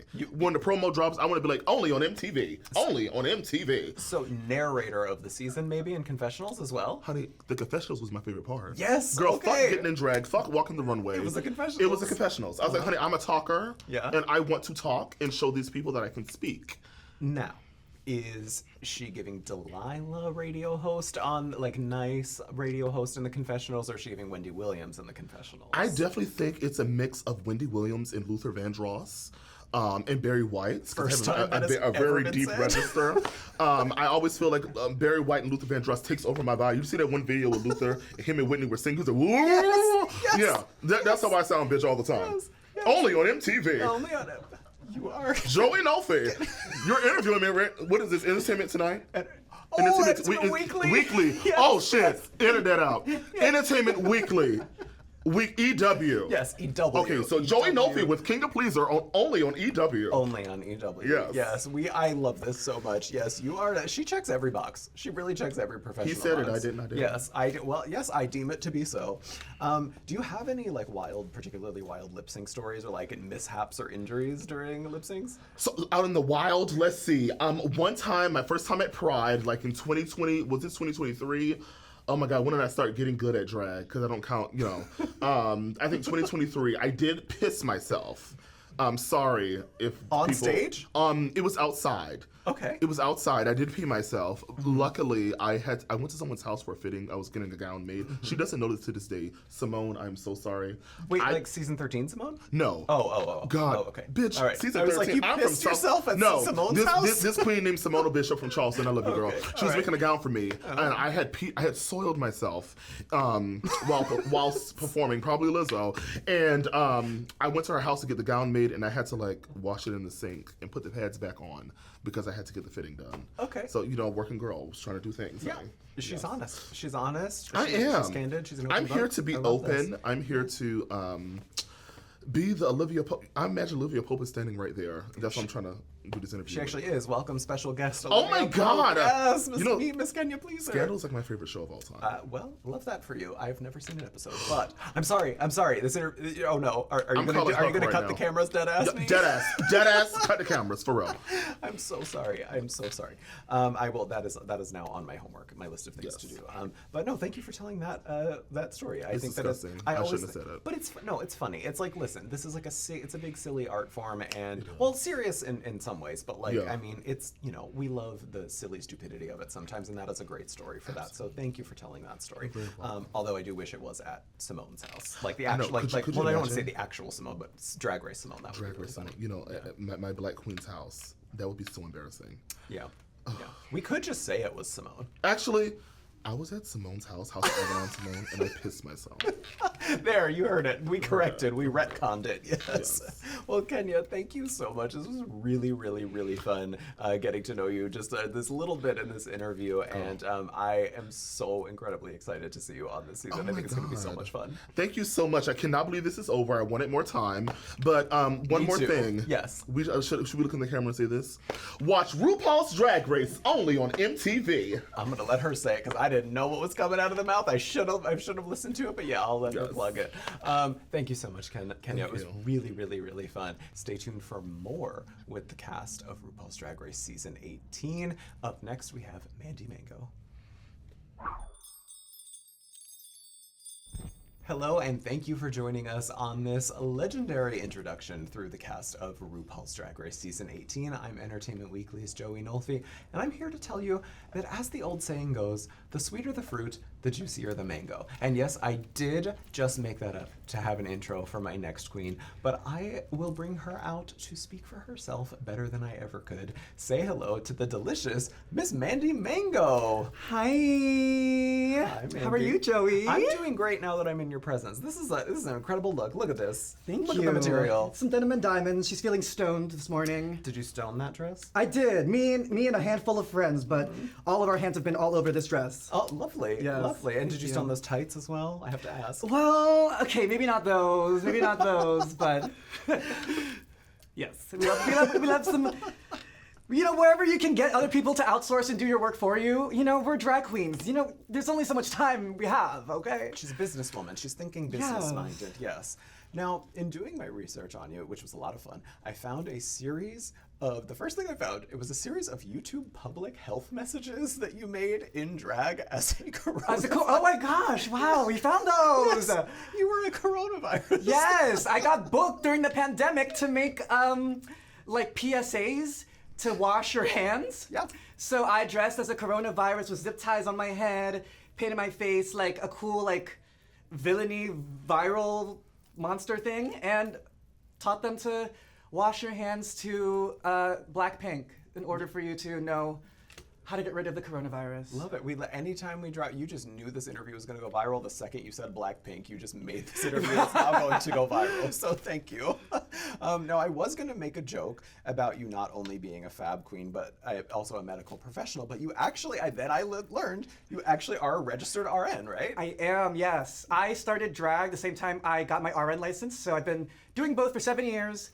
I have been working in HIV and LGBTQ health for those 7 years, and I love being able to intersect the two. Yeah. No, I love it. That is such important work. So you are currently still, like, are you practicing, working? Yes, so I currently still work for the Department of Health in Philadelphia. So more of an office public health kind of role, but you know, it really keeps me on the pulse of the city in terms of like what's going on with the people in Philadelphia and our LGBTQ community, but also like kind of structurally what's going on with like different organizations that are helping the LGBTQ community and kind of like the funding and the tea of it all. Yeah. No, I love that.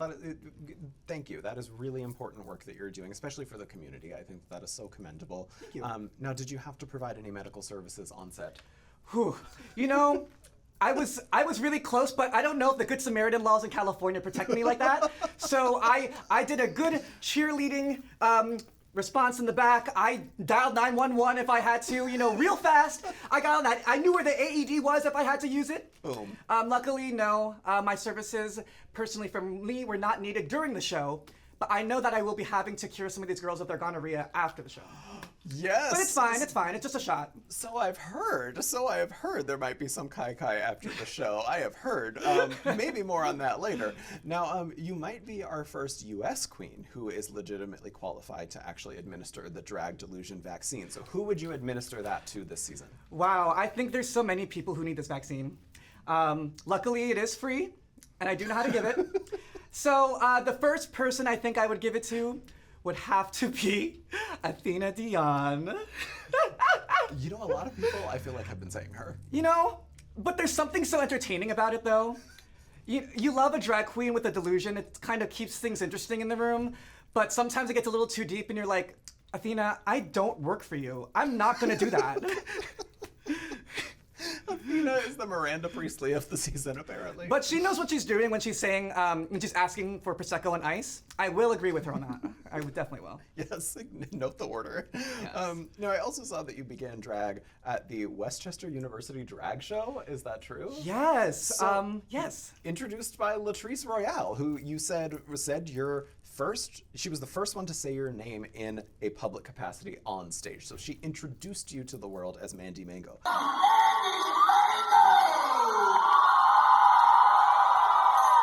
So can you tell me about that night, what made you participate in that show, and how you transitioned from that night into the full-fledged drag career that you have? That's funny. So I actually went on a date with this guy from Grindr my junior year of college. I promise this will go somewhere. This gets into my drag.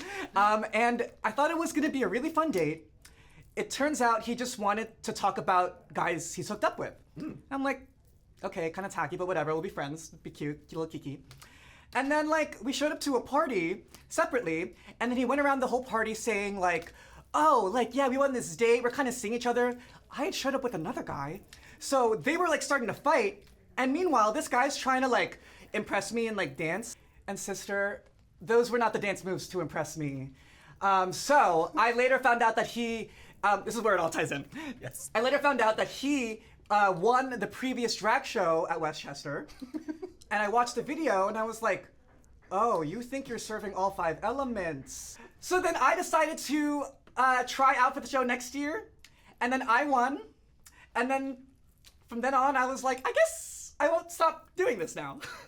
Well, where all great drag legends begin on Spite. Grinder and Spite. Yes, I love that. That's an origin story I've never heard before for drag. I love that. So you are based in Philadelphia now, correct? Yes. So are you then close with Saphira? Because she is a big presence on the Philly scene. Yes, she definitely is. Saphira and I have worked together at a few gigs, but she's always been a busy lady. She has been established in the Philly scene for a long time. So she, I will lovingly say she is working the gigs that pay way higher than the gigs I'm doing. And she deserves it. But I know with the future coming ahead of us, we will have a lot more opportunities to work together. And I'm really excited for that. Now, I did also see that you won the Miss Gay Gettysburg pageant. Yes. Is that true? That is very true. So would you consider yourself like a pageant queen then? Do you have that pageant kind of cutthroat attitude? That was actually the first pageant that I did. Oh, wow. My mom is one. Yes, my very first one. My drag mom, Mia Ho, is a pageant queen. So she's always been waiting to help me for a pageant. She actually made my jewels today. Oh, nice. And this came around, and I actually started doing drag in Central PA. So when I was looking at sort of the pageants that I could try out for, and when I was available, Philly happened to be a date I was busy, and Gettysburg was the next one that stood out to me because of my presence and start in Central PA. So definitely loved the scene then, loved my first pageant. Obviously I won, so I don't really have any bad juju around it, but yeah, I think I like to describe myself as someone who has a pageant queen aesthetic and vibe, the poise, the elegance, the glamour. And I do love my 2 Long Islands and a toque, so I am a bit of that party girl by the time it gets to 9 o'clock. Now, given that you were Miss Gay Gettysburg, I do have a very serious request that I would like to ask of you. Can you please recite the Gettysburg Why dress? did I know that you were gonna ask me that? Luckily, here it is. No, I'm kidding. No. Oh, no. Well, 4 and 7 years ago, Gettysburg was addressed by me, Abraham Lincoln. Yay! Yes. You did it! The most historical and wonderful speech that lives in U.S. history. Yes, it's actually preserved in many museums. You can go see it at your local museum. It's the Gettysburg Address, but in like a diva kind of way. Yeah, So, that was my interpretive slam poetry version of it. There Love you go. it. Yeah. Love it. I'm hooked. So you also describe yourself in your Instagram bio as Philly's favorite ABG. So given that, how does it feel to be carrying the torch and walking in the footsteps of people like Sasha Colby, Nymphia Wind, recent winners who are representing Asian excellence? Absolutely. So thank you for bringing that up. ABG stands for Asian Baby Girl. And if you do not know the Asian Baby Girl vibe or aesthetic, it's very me. It's very East meets West. It's very much Asian American, and it's all new generation. So to me, that's really, really important. I think there has been such a standard of Asian excellence forward for drag performers on Drag Race. So being able to represent my community in a way that my culture really means a lot to me as a first generation Filipino American is huge. I know my family, so my mom was a pageant queen in the Philippines. Oh, wow. And so her seeing me at this level, I know she will glow and gag, and I know she'll be really proud, and I'm really excited. I love it because if you see videos of Filipino pageants and Thai pageants and that area of the world has some of the best pageantry you will ever see in your life. They know glamour. They know it's so funny because they know how to be so pretty and poised and beautiful, but they're also self-aware about how campy and stupid they can be, and that speaks to me so hard. I love it. I also love that like there's always a new viral video online of like literally like a 10-year-old girl walking in her heels and like strutting and turning better than I've seen any adult do it. I'm like, what is with like I don't understand it. Or like they'll be in like literal banana leaves and branches, and they'll go, Miss Philippines, and they'll like strut. Sorry, she Pound couldn't Cake. handle it. Pound Cake couldn't handle it. Oh my God, she was too. She's not gagged. ready for the page. No, she's not. She's not ready. We'll get you together, girl. Yes. Now I do have to ask you. Given our superlatives game that we have been playing, there is something that I feel like you need to address. Because, oh geez, I believe someone has said that you have a particularly very, very, very, very questionable look on the season ahead. Questionable? And that also, you might have the worst runways. So, how do you respond to this? Like, is this true? Okay, I was gonna vote myself the best runways, but apparently y'all are jealous of my style. Cause I'm talking about poise, I'm talking about glamour and elegance. Can you believe that someone who looks like this right now is gonna give you ugly runways? I can't believe it. No.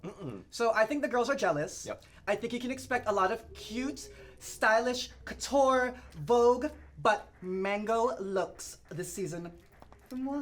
Love it. Yeah, because I don't believe it given this. Look at this. Look at the material, as the YouTube comments hate Look that at the I say. material, mama. Look at the material. Fashion. Yes. We just finished talking about Filipina pageants. Yeah, that's me. She's gonna give it to you. Okay. Now, somebody also did say that you were secret shadiest. Is that true?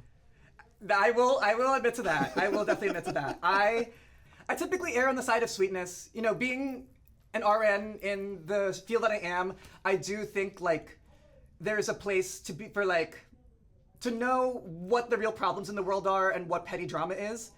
But a little shady joke here and there is a sign of love for me sometimes. So I love it. I don't know. Sometimes it's just a little giggle, a little tease means you're my best friend. Yeah, no hard feelings. I love this. I love this. No, Mandy, this has been a really fun interview. Thank you so much. Thank you. It was very fun to get to meet you, and I cannot wait to see what you do on the season. Thank you, thank you. Thank you so much, and stay tuned for more with the cast of RuPaul's Drag Race Season 18. Next up, we have Mia Starr. Do you love her? I do love her. Actually, I do love Mia Starr. Yes. No sarcasm, no tea. I might be the shadiest, but I love Mia Starr. Boom. Got it. Thank you for joining us once again as we continue to dance our way through the RuPaul's Drag Race Season 18 cast. I'm Joey Nolfi with Entertainment Weekly, and joining me next is a queen who has truly one of the most impressive pre-show track records of work that I have ever seen coming into the show. Enough so that her name fiercely declares that. Even before hitting the main stage, she is already a star in her own right. Please welcome Mia Starr. Hey! How are you? I'm doing great now that I am finally meeting you, because I feel like researching you was such a treat. Like, you have done so much with your career. It's really impressive. I'm grateful. It has been a lot of hats I wore and a lot of pair of titties I've been wearing. You know what I mean? These are the biggest ones that we have had so far today. So, like, I'm a fan of a big breastplate. Like, come on. Like, I mean, we love it. We love it so much. I'm glad that you're bringing it out for me. Now, like I said, I'm so impressed researching you. You are an accomplished choreographer and dancer. You've performed with Rihanna? Yes. Britney Spears? Yes. Jennifer Lopez at the Super Bowl? Yes. I mean, like, how does it even get better than that? You were also in Camila Cabello's Havana music video? The lead dancer.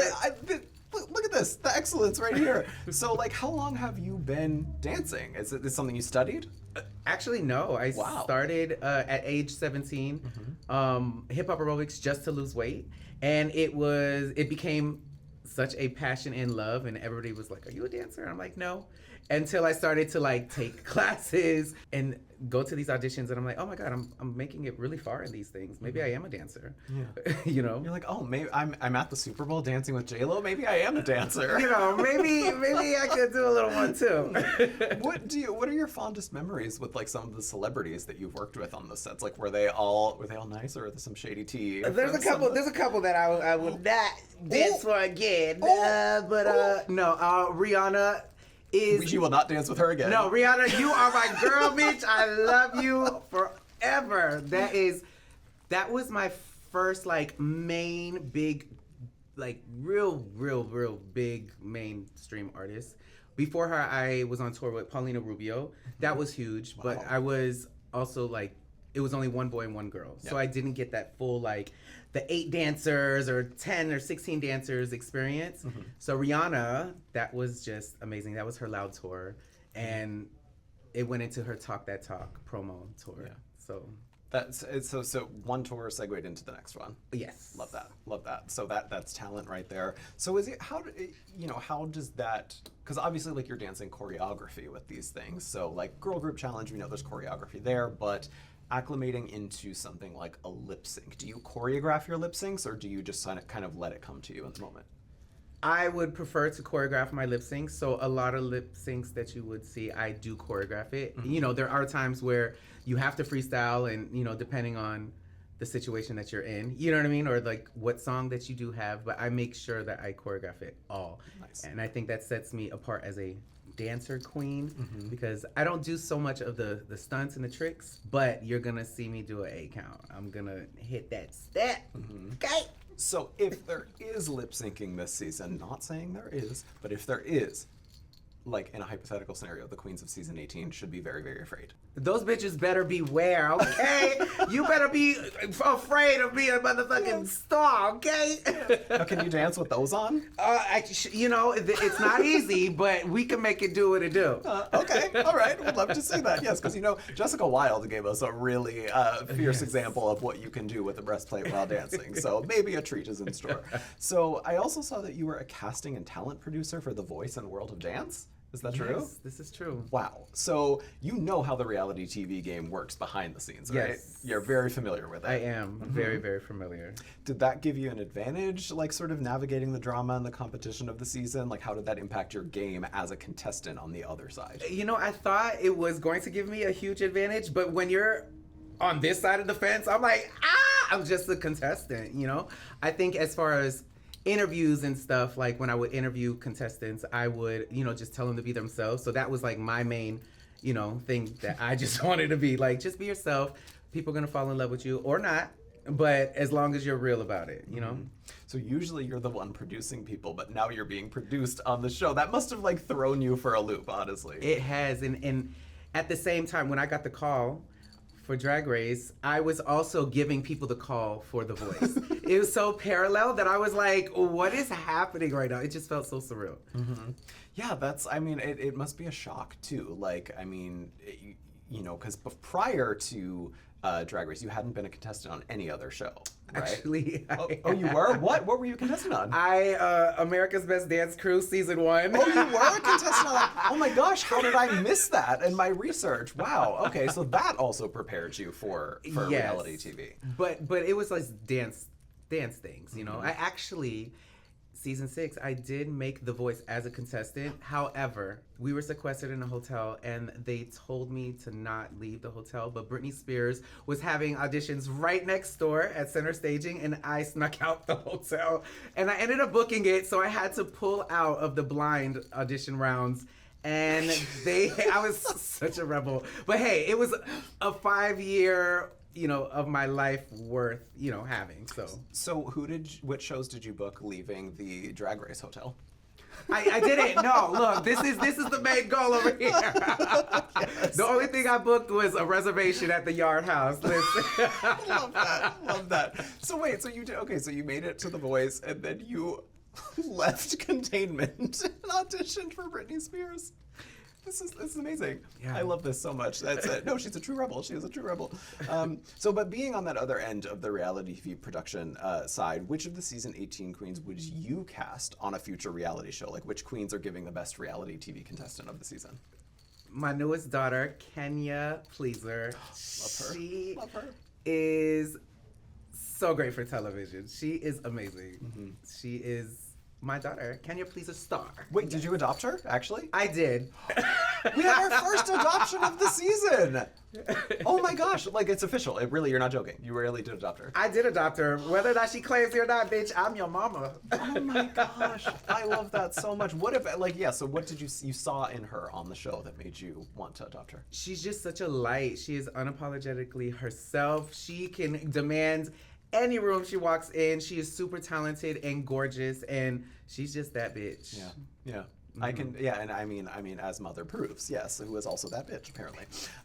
So lots of your work has been dancing for other artists, but how did you go about crafting a unique lane of artistry for yourself that is unique to you as you sort of bridge the gap into drag? And also, how did you get into the drag aspect of it? I started drag in 2008 for 6 or 7 months before I even moved to Los Angeles to pursue dance. And it was going very, very well. I was winning pageants really quick. At that time, I didn't even know how to paint my face. I was just asking people, it was a trade. I would dance for you for free if you could paint my face for this pageant, you know? So then I ended up moving. I booked all of these amazing artists, and then everything that I've learned from them, being on stage and traveling the world with them, I now apply it to myself. As far as me as an artist, I'm going to perform and dance. Like, I'm so high energy. I always have mixes. Like, I'm a people pleaser. So I know what the crowd is gonna want, and that's what I would do. Like, I know there's some drag queens that are like, let me just do my favorite song that nobody heard of, and then everybody's just staring there at crickets. And I'm like, nah, girl. No crickets with me. We gonna do some Trina, Yes. back that ass up just now. Yes. I love that. And choreographed. Always, always, always, always. So it's a high production show. Yes. Now, quickly, are you related to Vita VonTesse Starr from this season? Are you in the same family? Not prior to coming into this, but that is my life sister now. Okay, wait. Also adopted into the family? Officially? Yes, I was in her room yesterday. I was like, can you be my mom? She's so good. I love her. Drag Race Season 18 is the Mia Starr family tree expansion, genealogy experiment. That is what this season is. And Athena Dion and Juicy are actual family. However, Athena does not and will never claim me. And that is why I'm going to have to shake her feathers in this competition. Wait, she is actually in your drag family as well? We are, in real life, we have been, sisters for, 18 years from Miami. But she pretended not to know you this season? No, we came in this, right. But as far as, a Dion, everybody in Miami, everybody not in Miami, she has adopted, and she just will not adopt me. Athena, fuck you, bitch. Yes, I can't say it, but Mia can. Listen, Athena has been getting some interesting feedback from the queens and all these interviews, which was weird because she was the first interview of the day, and I can't ask her to answer for any of it. So we'll get to it at a later point. But Mia, this was so much fun. Thank you so much for your time in doing this interview. It really was a delight getting to research you and getting to see all that you have accomplished, and I can't wait to see how it translates to the show. Thank you. All right. Thank you so much, Mia, and stay tuned for more with the cast of RuPaul's Drag Race Season 18. Next up, Myki Meeks. Bye. Hi everybody, welcome back to Entertainment Weekly's RuPaul's Drag Race Season 18 cast interviews. I'm Joey Nolfi, and I ask, are you ready for more show? Because my next guest is an Orlando queen who already knows how to turn up the energy and work the camera on, yes, her own reality show. Taking us deep into the excellence, and our next interview is the dazzling Myki Meeks. How are you? I'm fantastic. What an intro. Yes. Thank you for that. The best intro for the best, honestly. Look at the material. Look at the material. My tablecloth dress. My sequin tablecloth. No, wait, okay. Did you say tablecloth dress? Yes, this dress is made out of sequin tablecloth. Was it used? Was it used? Was the tablecloth used? Isn't everything we have used? Maybe it's drag. Maybe so. Maybe so. Now, anytime we get an Orlando queen, I know it is going to be good. The city has so much drag excellence, from Trinity to Ginger to Roxxxy Andrews. So you're close with Roxxxy, correct? I am. Roxy's kind of like my drag aunt. I don't know if she'll ever say that, but to me, I'm that annoying niece. I won't leave her alone. I was gonna say, what did you do to make her not claim you? I'm just kidding. I'm on cast with her at Southern Nights Orlando, so we work weekly. I love Southern Nights. I've been there. Honey, it'll get you. It'll get you. I went for a viewing party once, and it was an interesting experience to say the least. So did Roxxxy help you prepare for Drag Race at all? What was advice she gave you? She did. She gave me some really great advice. She was like, you want to go in winner mentality, of course, but remember you're also winning over people. So it's not necessarily all about the crown. You want to also win the hearts of people. And Yeah. we'll see if I do that. Yes. No, but she also she helped me with my outfits, and I bought a few pieces from her. Mm-hmm. Yeah. Well, was this look maybe triggering to her because it's red glitter like the scissors? Oh my gosh! Yeah, you know the scissors are still there. Wait, she has or they're unset. They're untucked. Yeah. Oh, okay, nice. Okay, so that's like a sacred object then. so. Like, were you feeling Roxxxy's energy on set? I did. I felt it. I heard her voice. Hey, Roxxxy Andrews! Love that. Always ringing around in there. So before you got on Drag Race, like I mentioned before, you host a weekly drag competition series called The Gig. Is that correct? I did. Yes. That was its own project. So I came up with this idea. There was a lack of competitions in the Orlando scene, and I work for an incredible venue that kind of feeds my insane ideas. And I brought the idea up, and my creative director partner, he was like, well, why don't we just go full out and make this a YouTube series as well? And we pulled the resources we had, and we made it a full-fledged series. And we thought it'd be, get a few hundred views, and it kind of got out there a little bit. Yeah. For a first-time go, and I am so proud of it. It's called The Gig. Yep. Are you clocking in for the gig? And I'm very proud of that one. Yeah. So did that give you the upper hand with reality TV, knowing how? Honestly, we filmed it. I was getting ready for Drag Race as we were filming The Gig. Yeah, and we were pumping those episodes out. So it wasn't like it literally was getting you comfortable for the show. Absolutely. I was getting mic'd up. I was in front of cameras. I was in front of the lighting stuff, and having to reset and a lot of hurry up and wait and all that kind of stuff. So now, there's Candy producer Muse and now Myki producer Meeks. Ooh, I love it. There we go. Yes. Well, but does that mean, because I did see the roast episode. Oh, did you? Does that mean she's also the drama this season? Because she knows how to make good TV already in front of the camera. Am I the drama? I'm the drama kid. How about that? Drama kid? Yeah. Okay. Mm-hmm. But so I come from Orlando, so I know how to act like a drag queen. How about that? That can mean many different things, judging by the interviews that I have done today. That can mean many, many different things. I know. It's like, are you the sassy drag queen, or are you the mentally ill one? Yeah, well, sometimes both. Sometimes both. All of them. Yes, all of them. Yeah. Yes. Well, I think Jane also said, she was like, Seattle, we're all mentally ill, and we have seasonal depression because the sun sets so late. So I think we had to fail the psych exam to get on this season. That was it. So working in a city like Orlando, which has so much drag excellence, I imagine it's maybe sometimes when you're starting out difficult to stand out. So how would you describe your drag aesthetic and approach to the art form, and makes you a unique performer there? Yeah, I feel like what I've really clinged on to, I really love the old Hollywood aesthetic. Yeah. But I also have this party girl mentality, so I feel like I'm the bridge between both. I always say I feel like I'm a cross between Ava Gardner and Charlie XCX, because I can really go both ways. Okay, I know. I love that. Yeah, and then I've always said about Orlando too.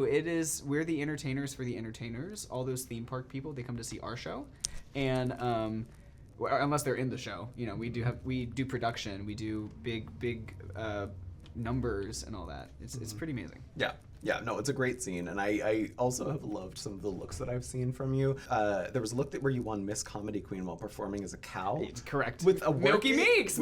Yes! With literally a working milk udder, and someone comes out and gets it into a glass and drinks it. It was so funny. Got milked on stage. How about that? Yeah. Can I say that? Can we say that on YouTube? Yes, you can.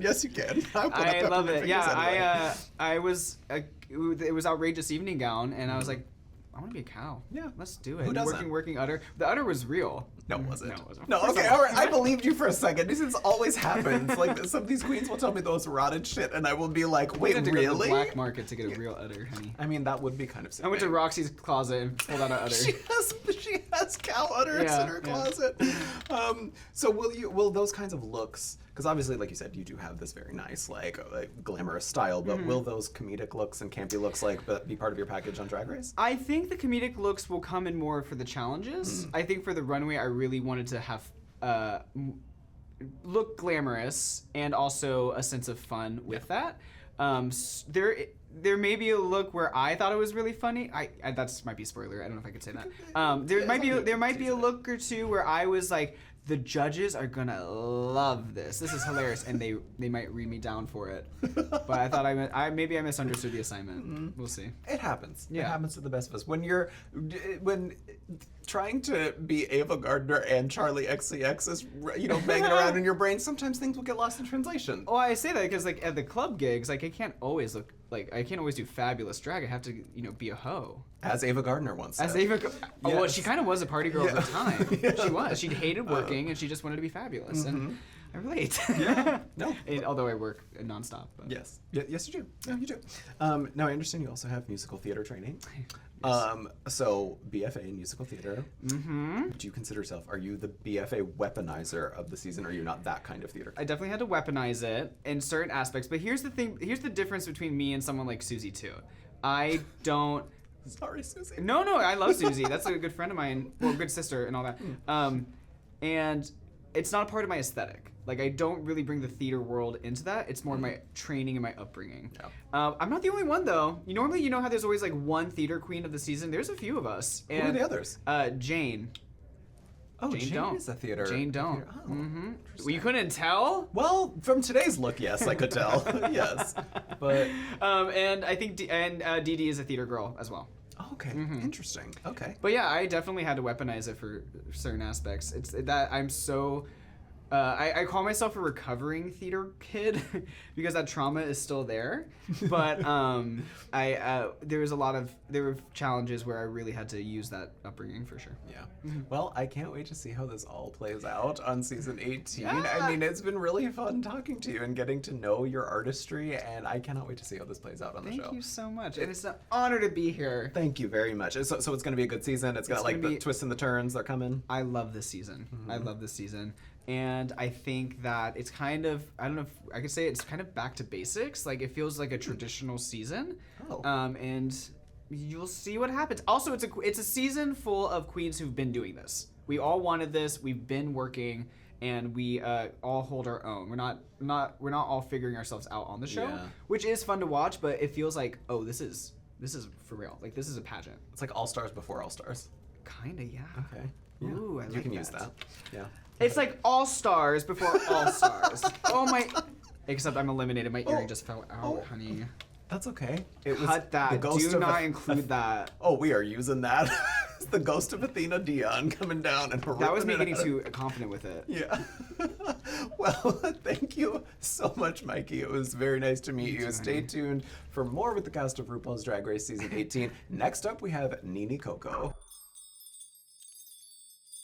Welcome back to Entertainment Weekly's RuPaul's Drag Race Season 18 interviews. I am Joey Nolfi, and sitting next to me is a woman who never looks the same twice. Though her transformative looks and hilarious descriptions of those looks, she is a true shapeshifter who might be poised to dominate the runway and the competition. Please say hello to the marvelous Nini Coco. Hello. How are we doing? Oh, I'm doing wonderful now that I'm in your presence. Oh my gosh, thank you. That people always say it to me. I don't know what that is, but I You're have just like, that, I'll take it. that effect on people. Yeah. You clearly do. Yes. Oh my I mean, and look, the YouTube comments are gonna go crazy when I say this because I always say this, but I mean, look at the material. Like, I mean, she looks lovely. Yes. Like, she brought it. She brought it for the interview Absolutely. today. Yeah. Sequins shining all the time. Love it. So, and looking into your artistry, it was really a pleasure. Like, you have some stunning runway creations. Thank you. From a pumpkin queen to a butterfly to my favorite one, which is a praying mantis with Yes. very large breasts who presents the head of her mate on a platter and then eats it on stage. Yes. Naturally. Yep.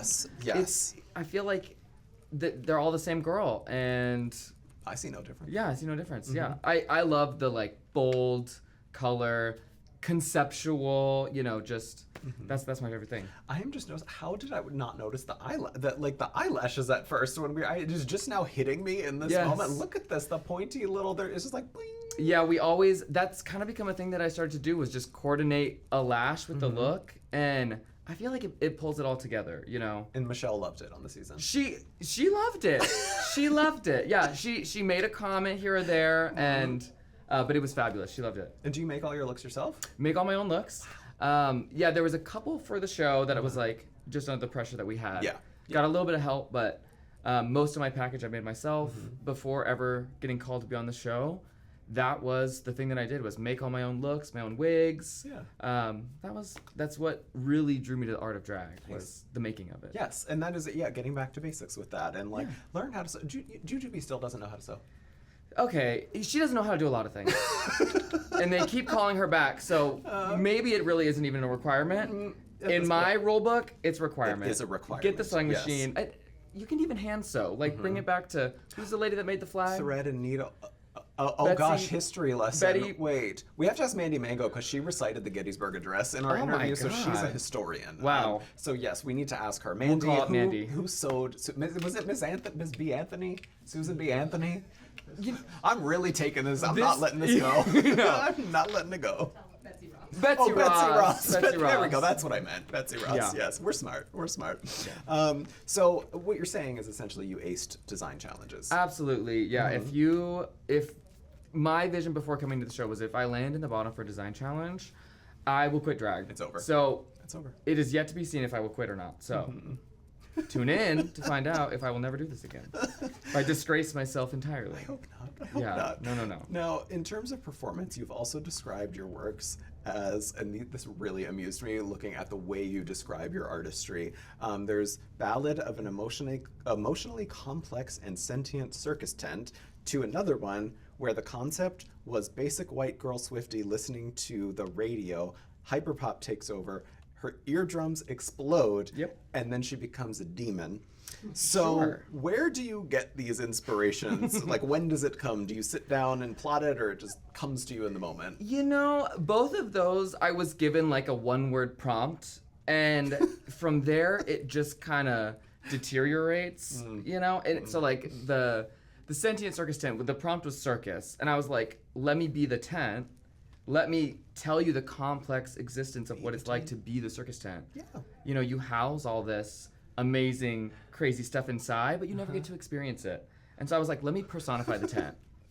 And that's drag. We're watching it work in real time. Yes. Right now, yes. this is the process. That's pretty good. Like, I mean, the wit is, it's there, it's quick, it comes, like, I mean, so, like, also, did that adapt well to, like, improv challenges and things like that? Or were you maybe more nervous about taking on some Drag Race challenges? I think I feel the most comfortable on the stage, and so I get a lot of planning time that goes into it, and that is where I find my sweet spot of drag, is planning, thinking through my numbers, and then putting together this complex story. And I try to dumb it down for the audience, but maybe it doesn't always work. Dumb it down. Oh my God, I'm so sorry. You know, I spell it out for myself, and then I have to spell it out for the audience too, because, you know, sometimes when you have a drink or two and you're watching a drag show, you know, it doesn't always make sense. But yeah, I like to take a lot of time to plan out my process. So when it came to the show, I was a bit more nervous about on-the-fly improv challenges. You have 30 minutes to do something, and then you film it. Very tough. So that was absolutely something that terrified me going to the show. Well, now you're terrifying me when you're talking about dumbing it down, because I thought that Susan B. Anthony made the flag. So, sorry to Miss Ross. Well, yeah, Miss Ross. Yeah, we love your work. Sorry, girl, love your work. Yeah. She's booked and busy. Yeah. So, what is the most extreme or wild look or performance that you have ever done?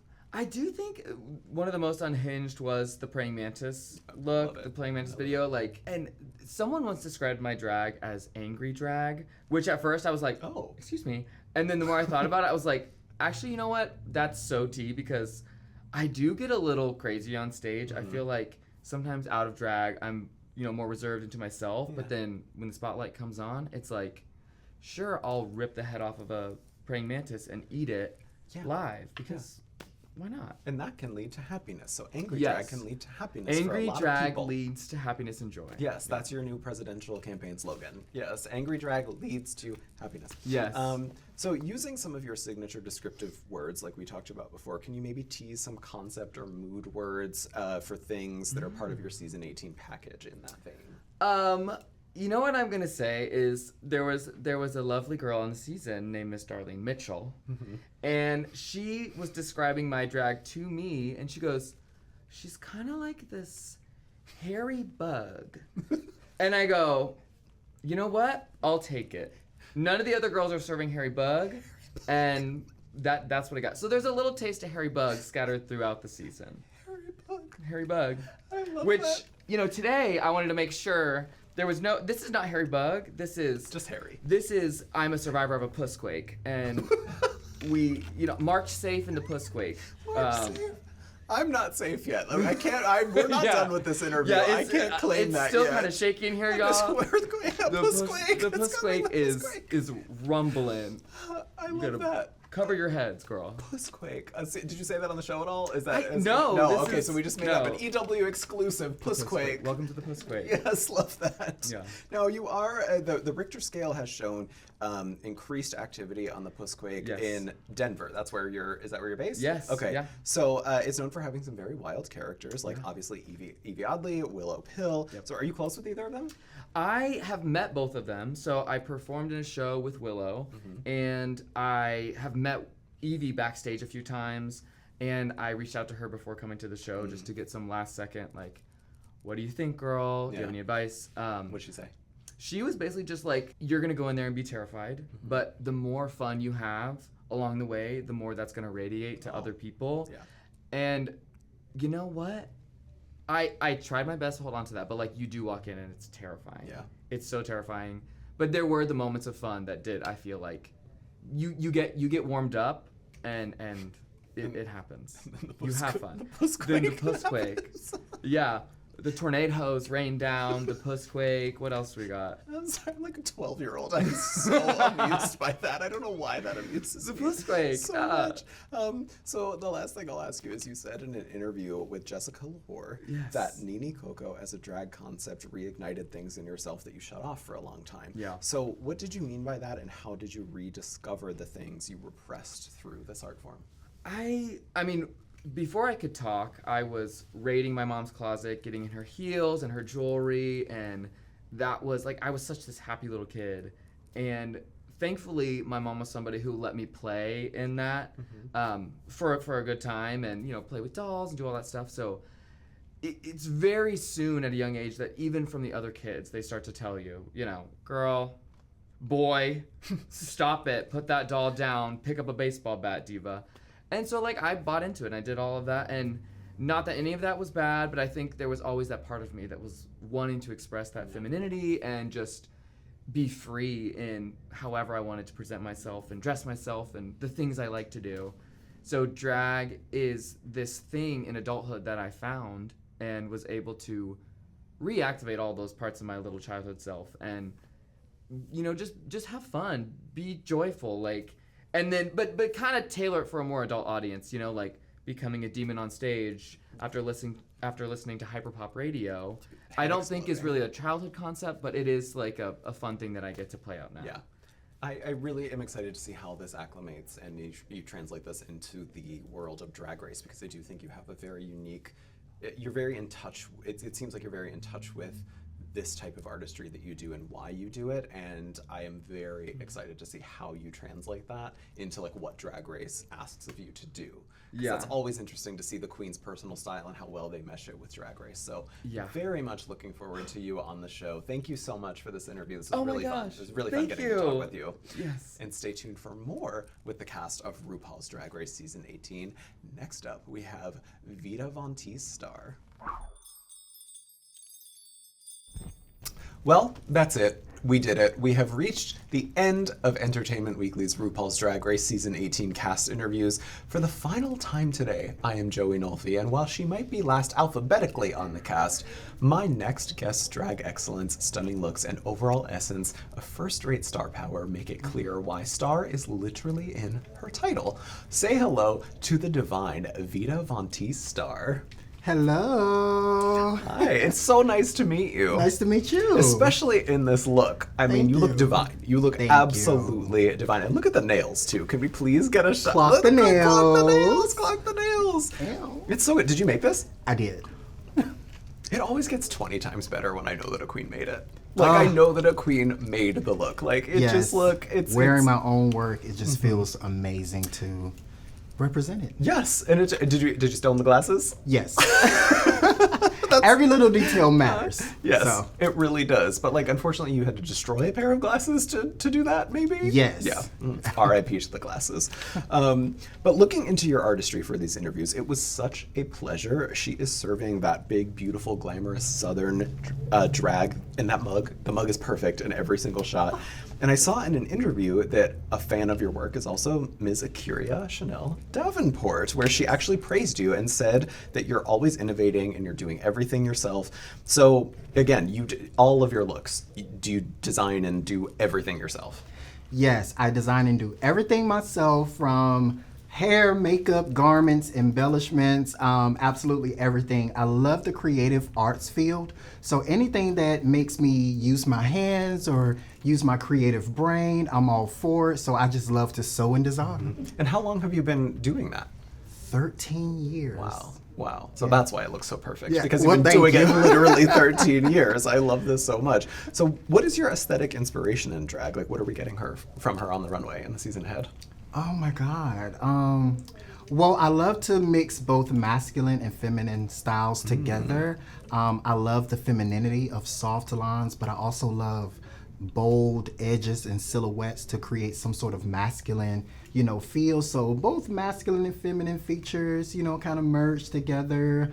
Very goddess vibes, very royal queen, Yeah, and I am getting, I don't mean to make a comparison, but I'm getting, are you channeling Janelle Monáe? I'm getting Janelle. I Getting a little am. Janelle. I'm Yes. channeling my girl Janelle Monáe. Yes. I love the masculine and feminine vibes once again put together. So yeah, I'm channeling my girl Miss Monáe.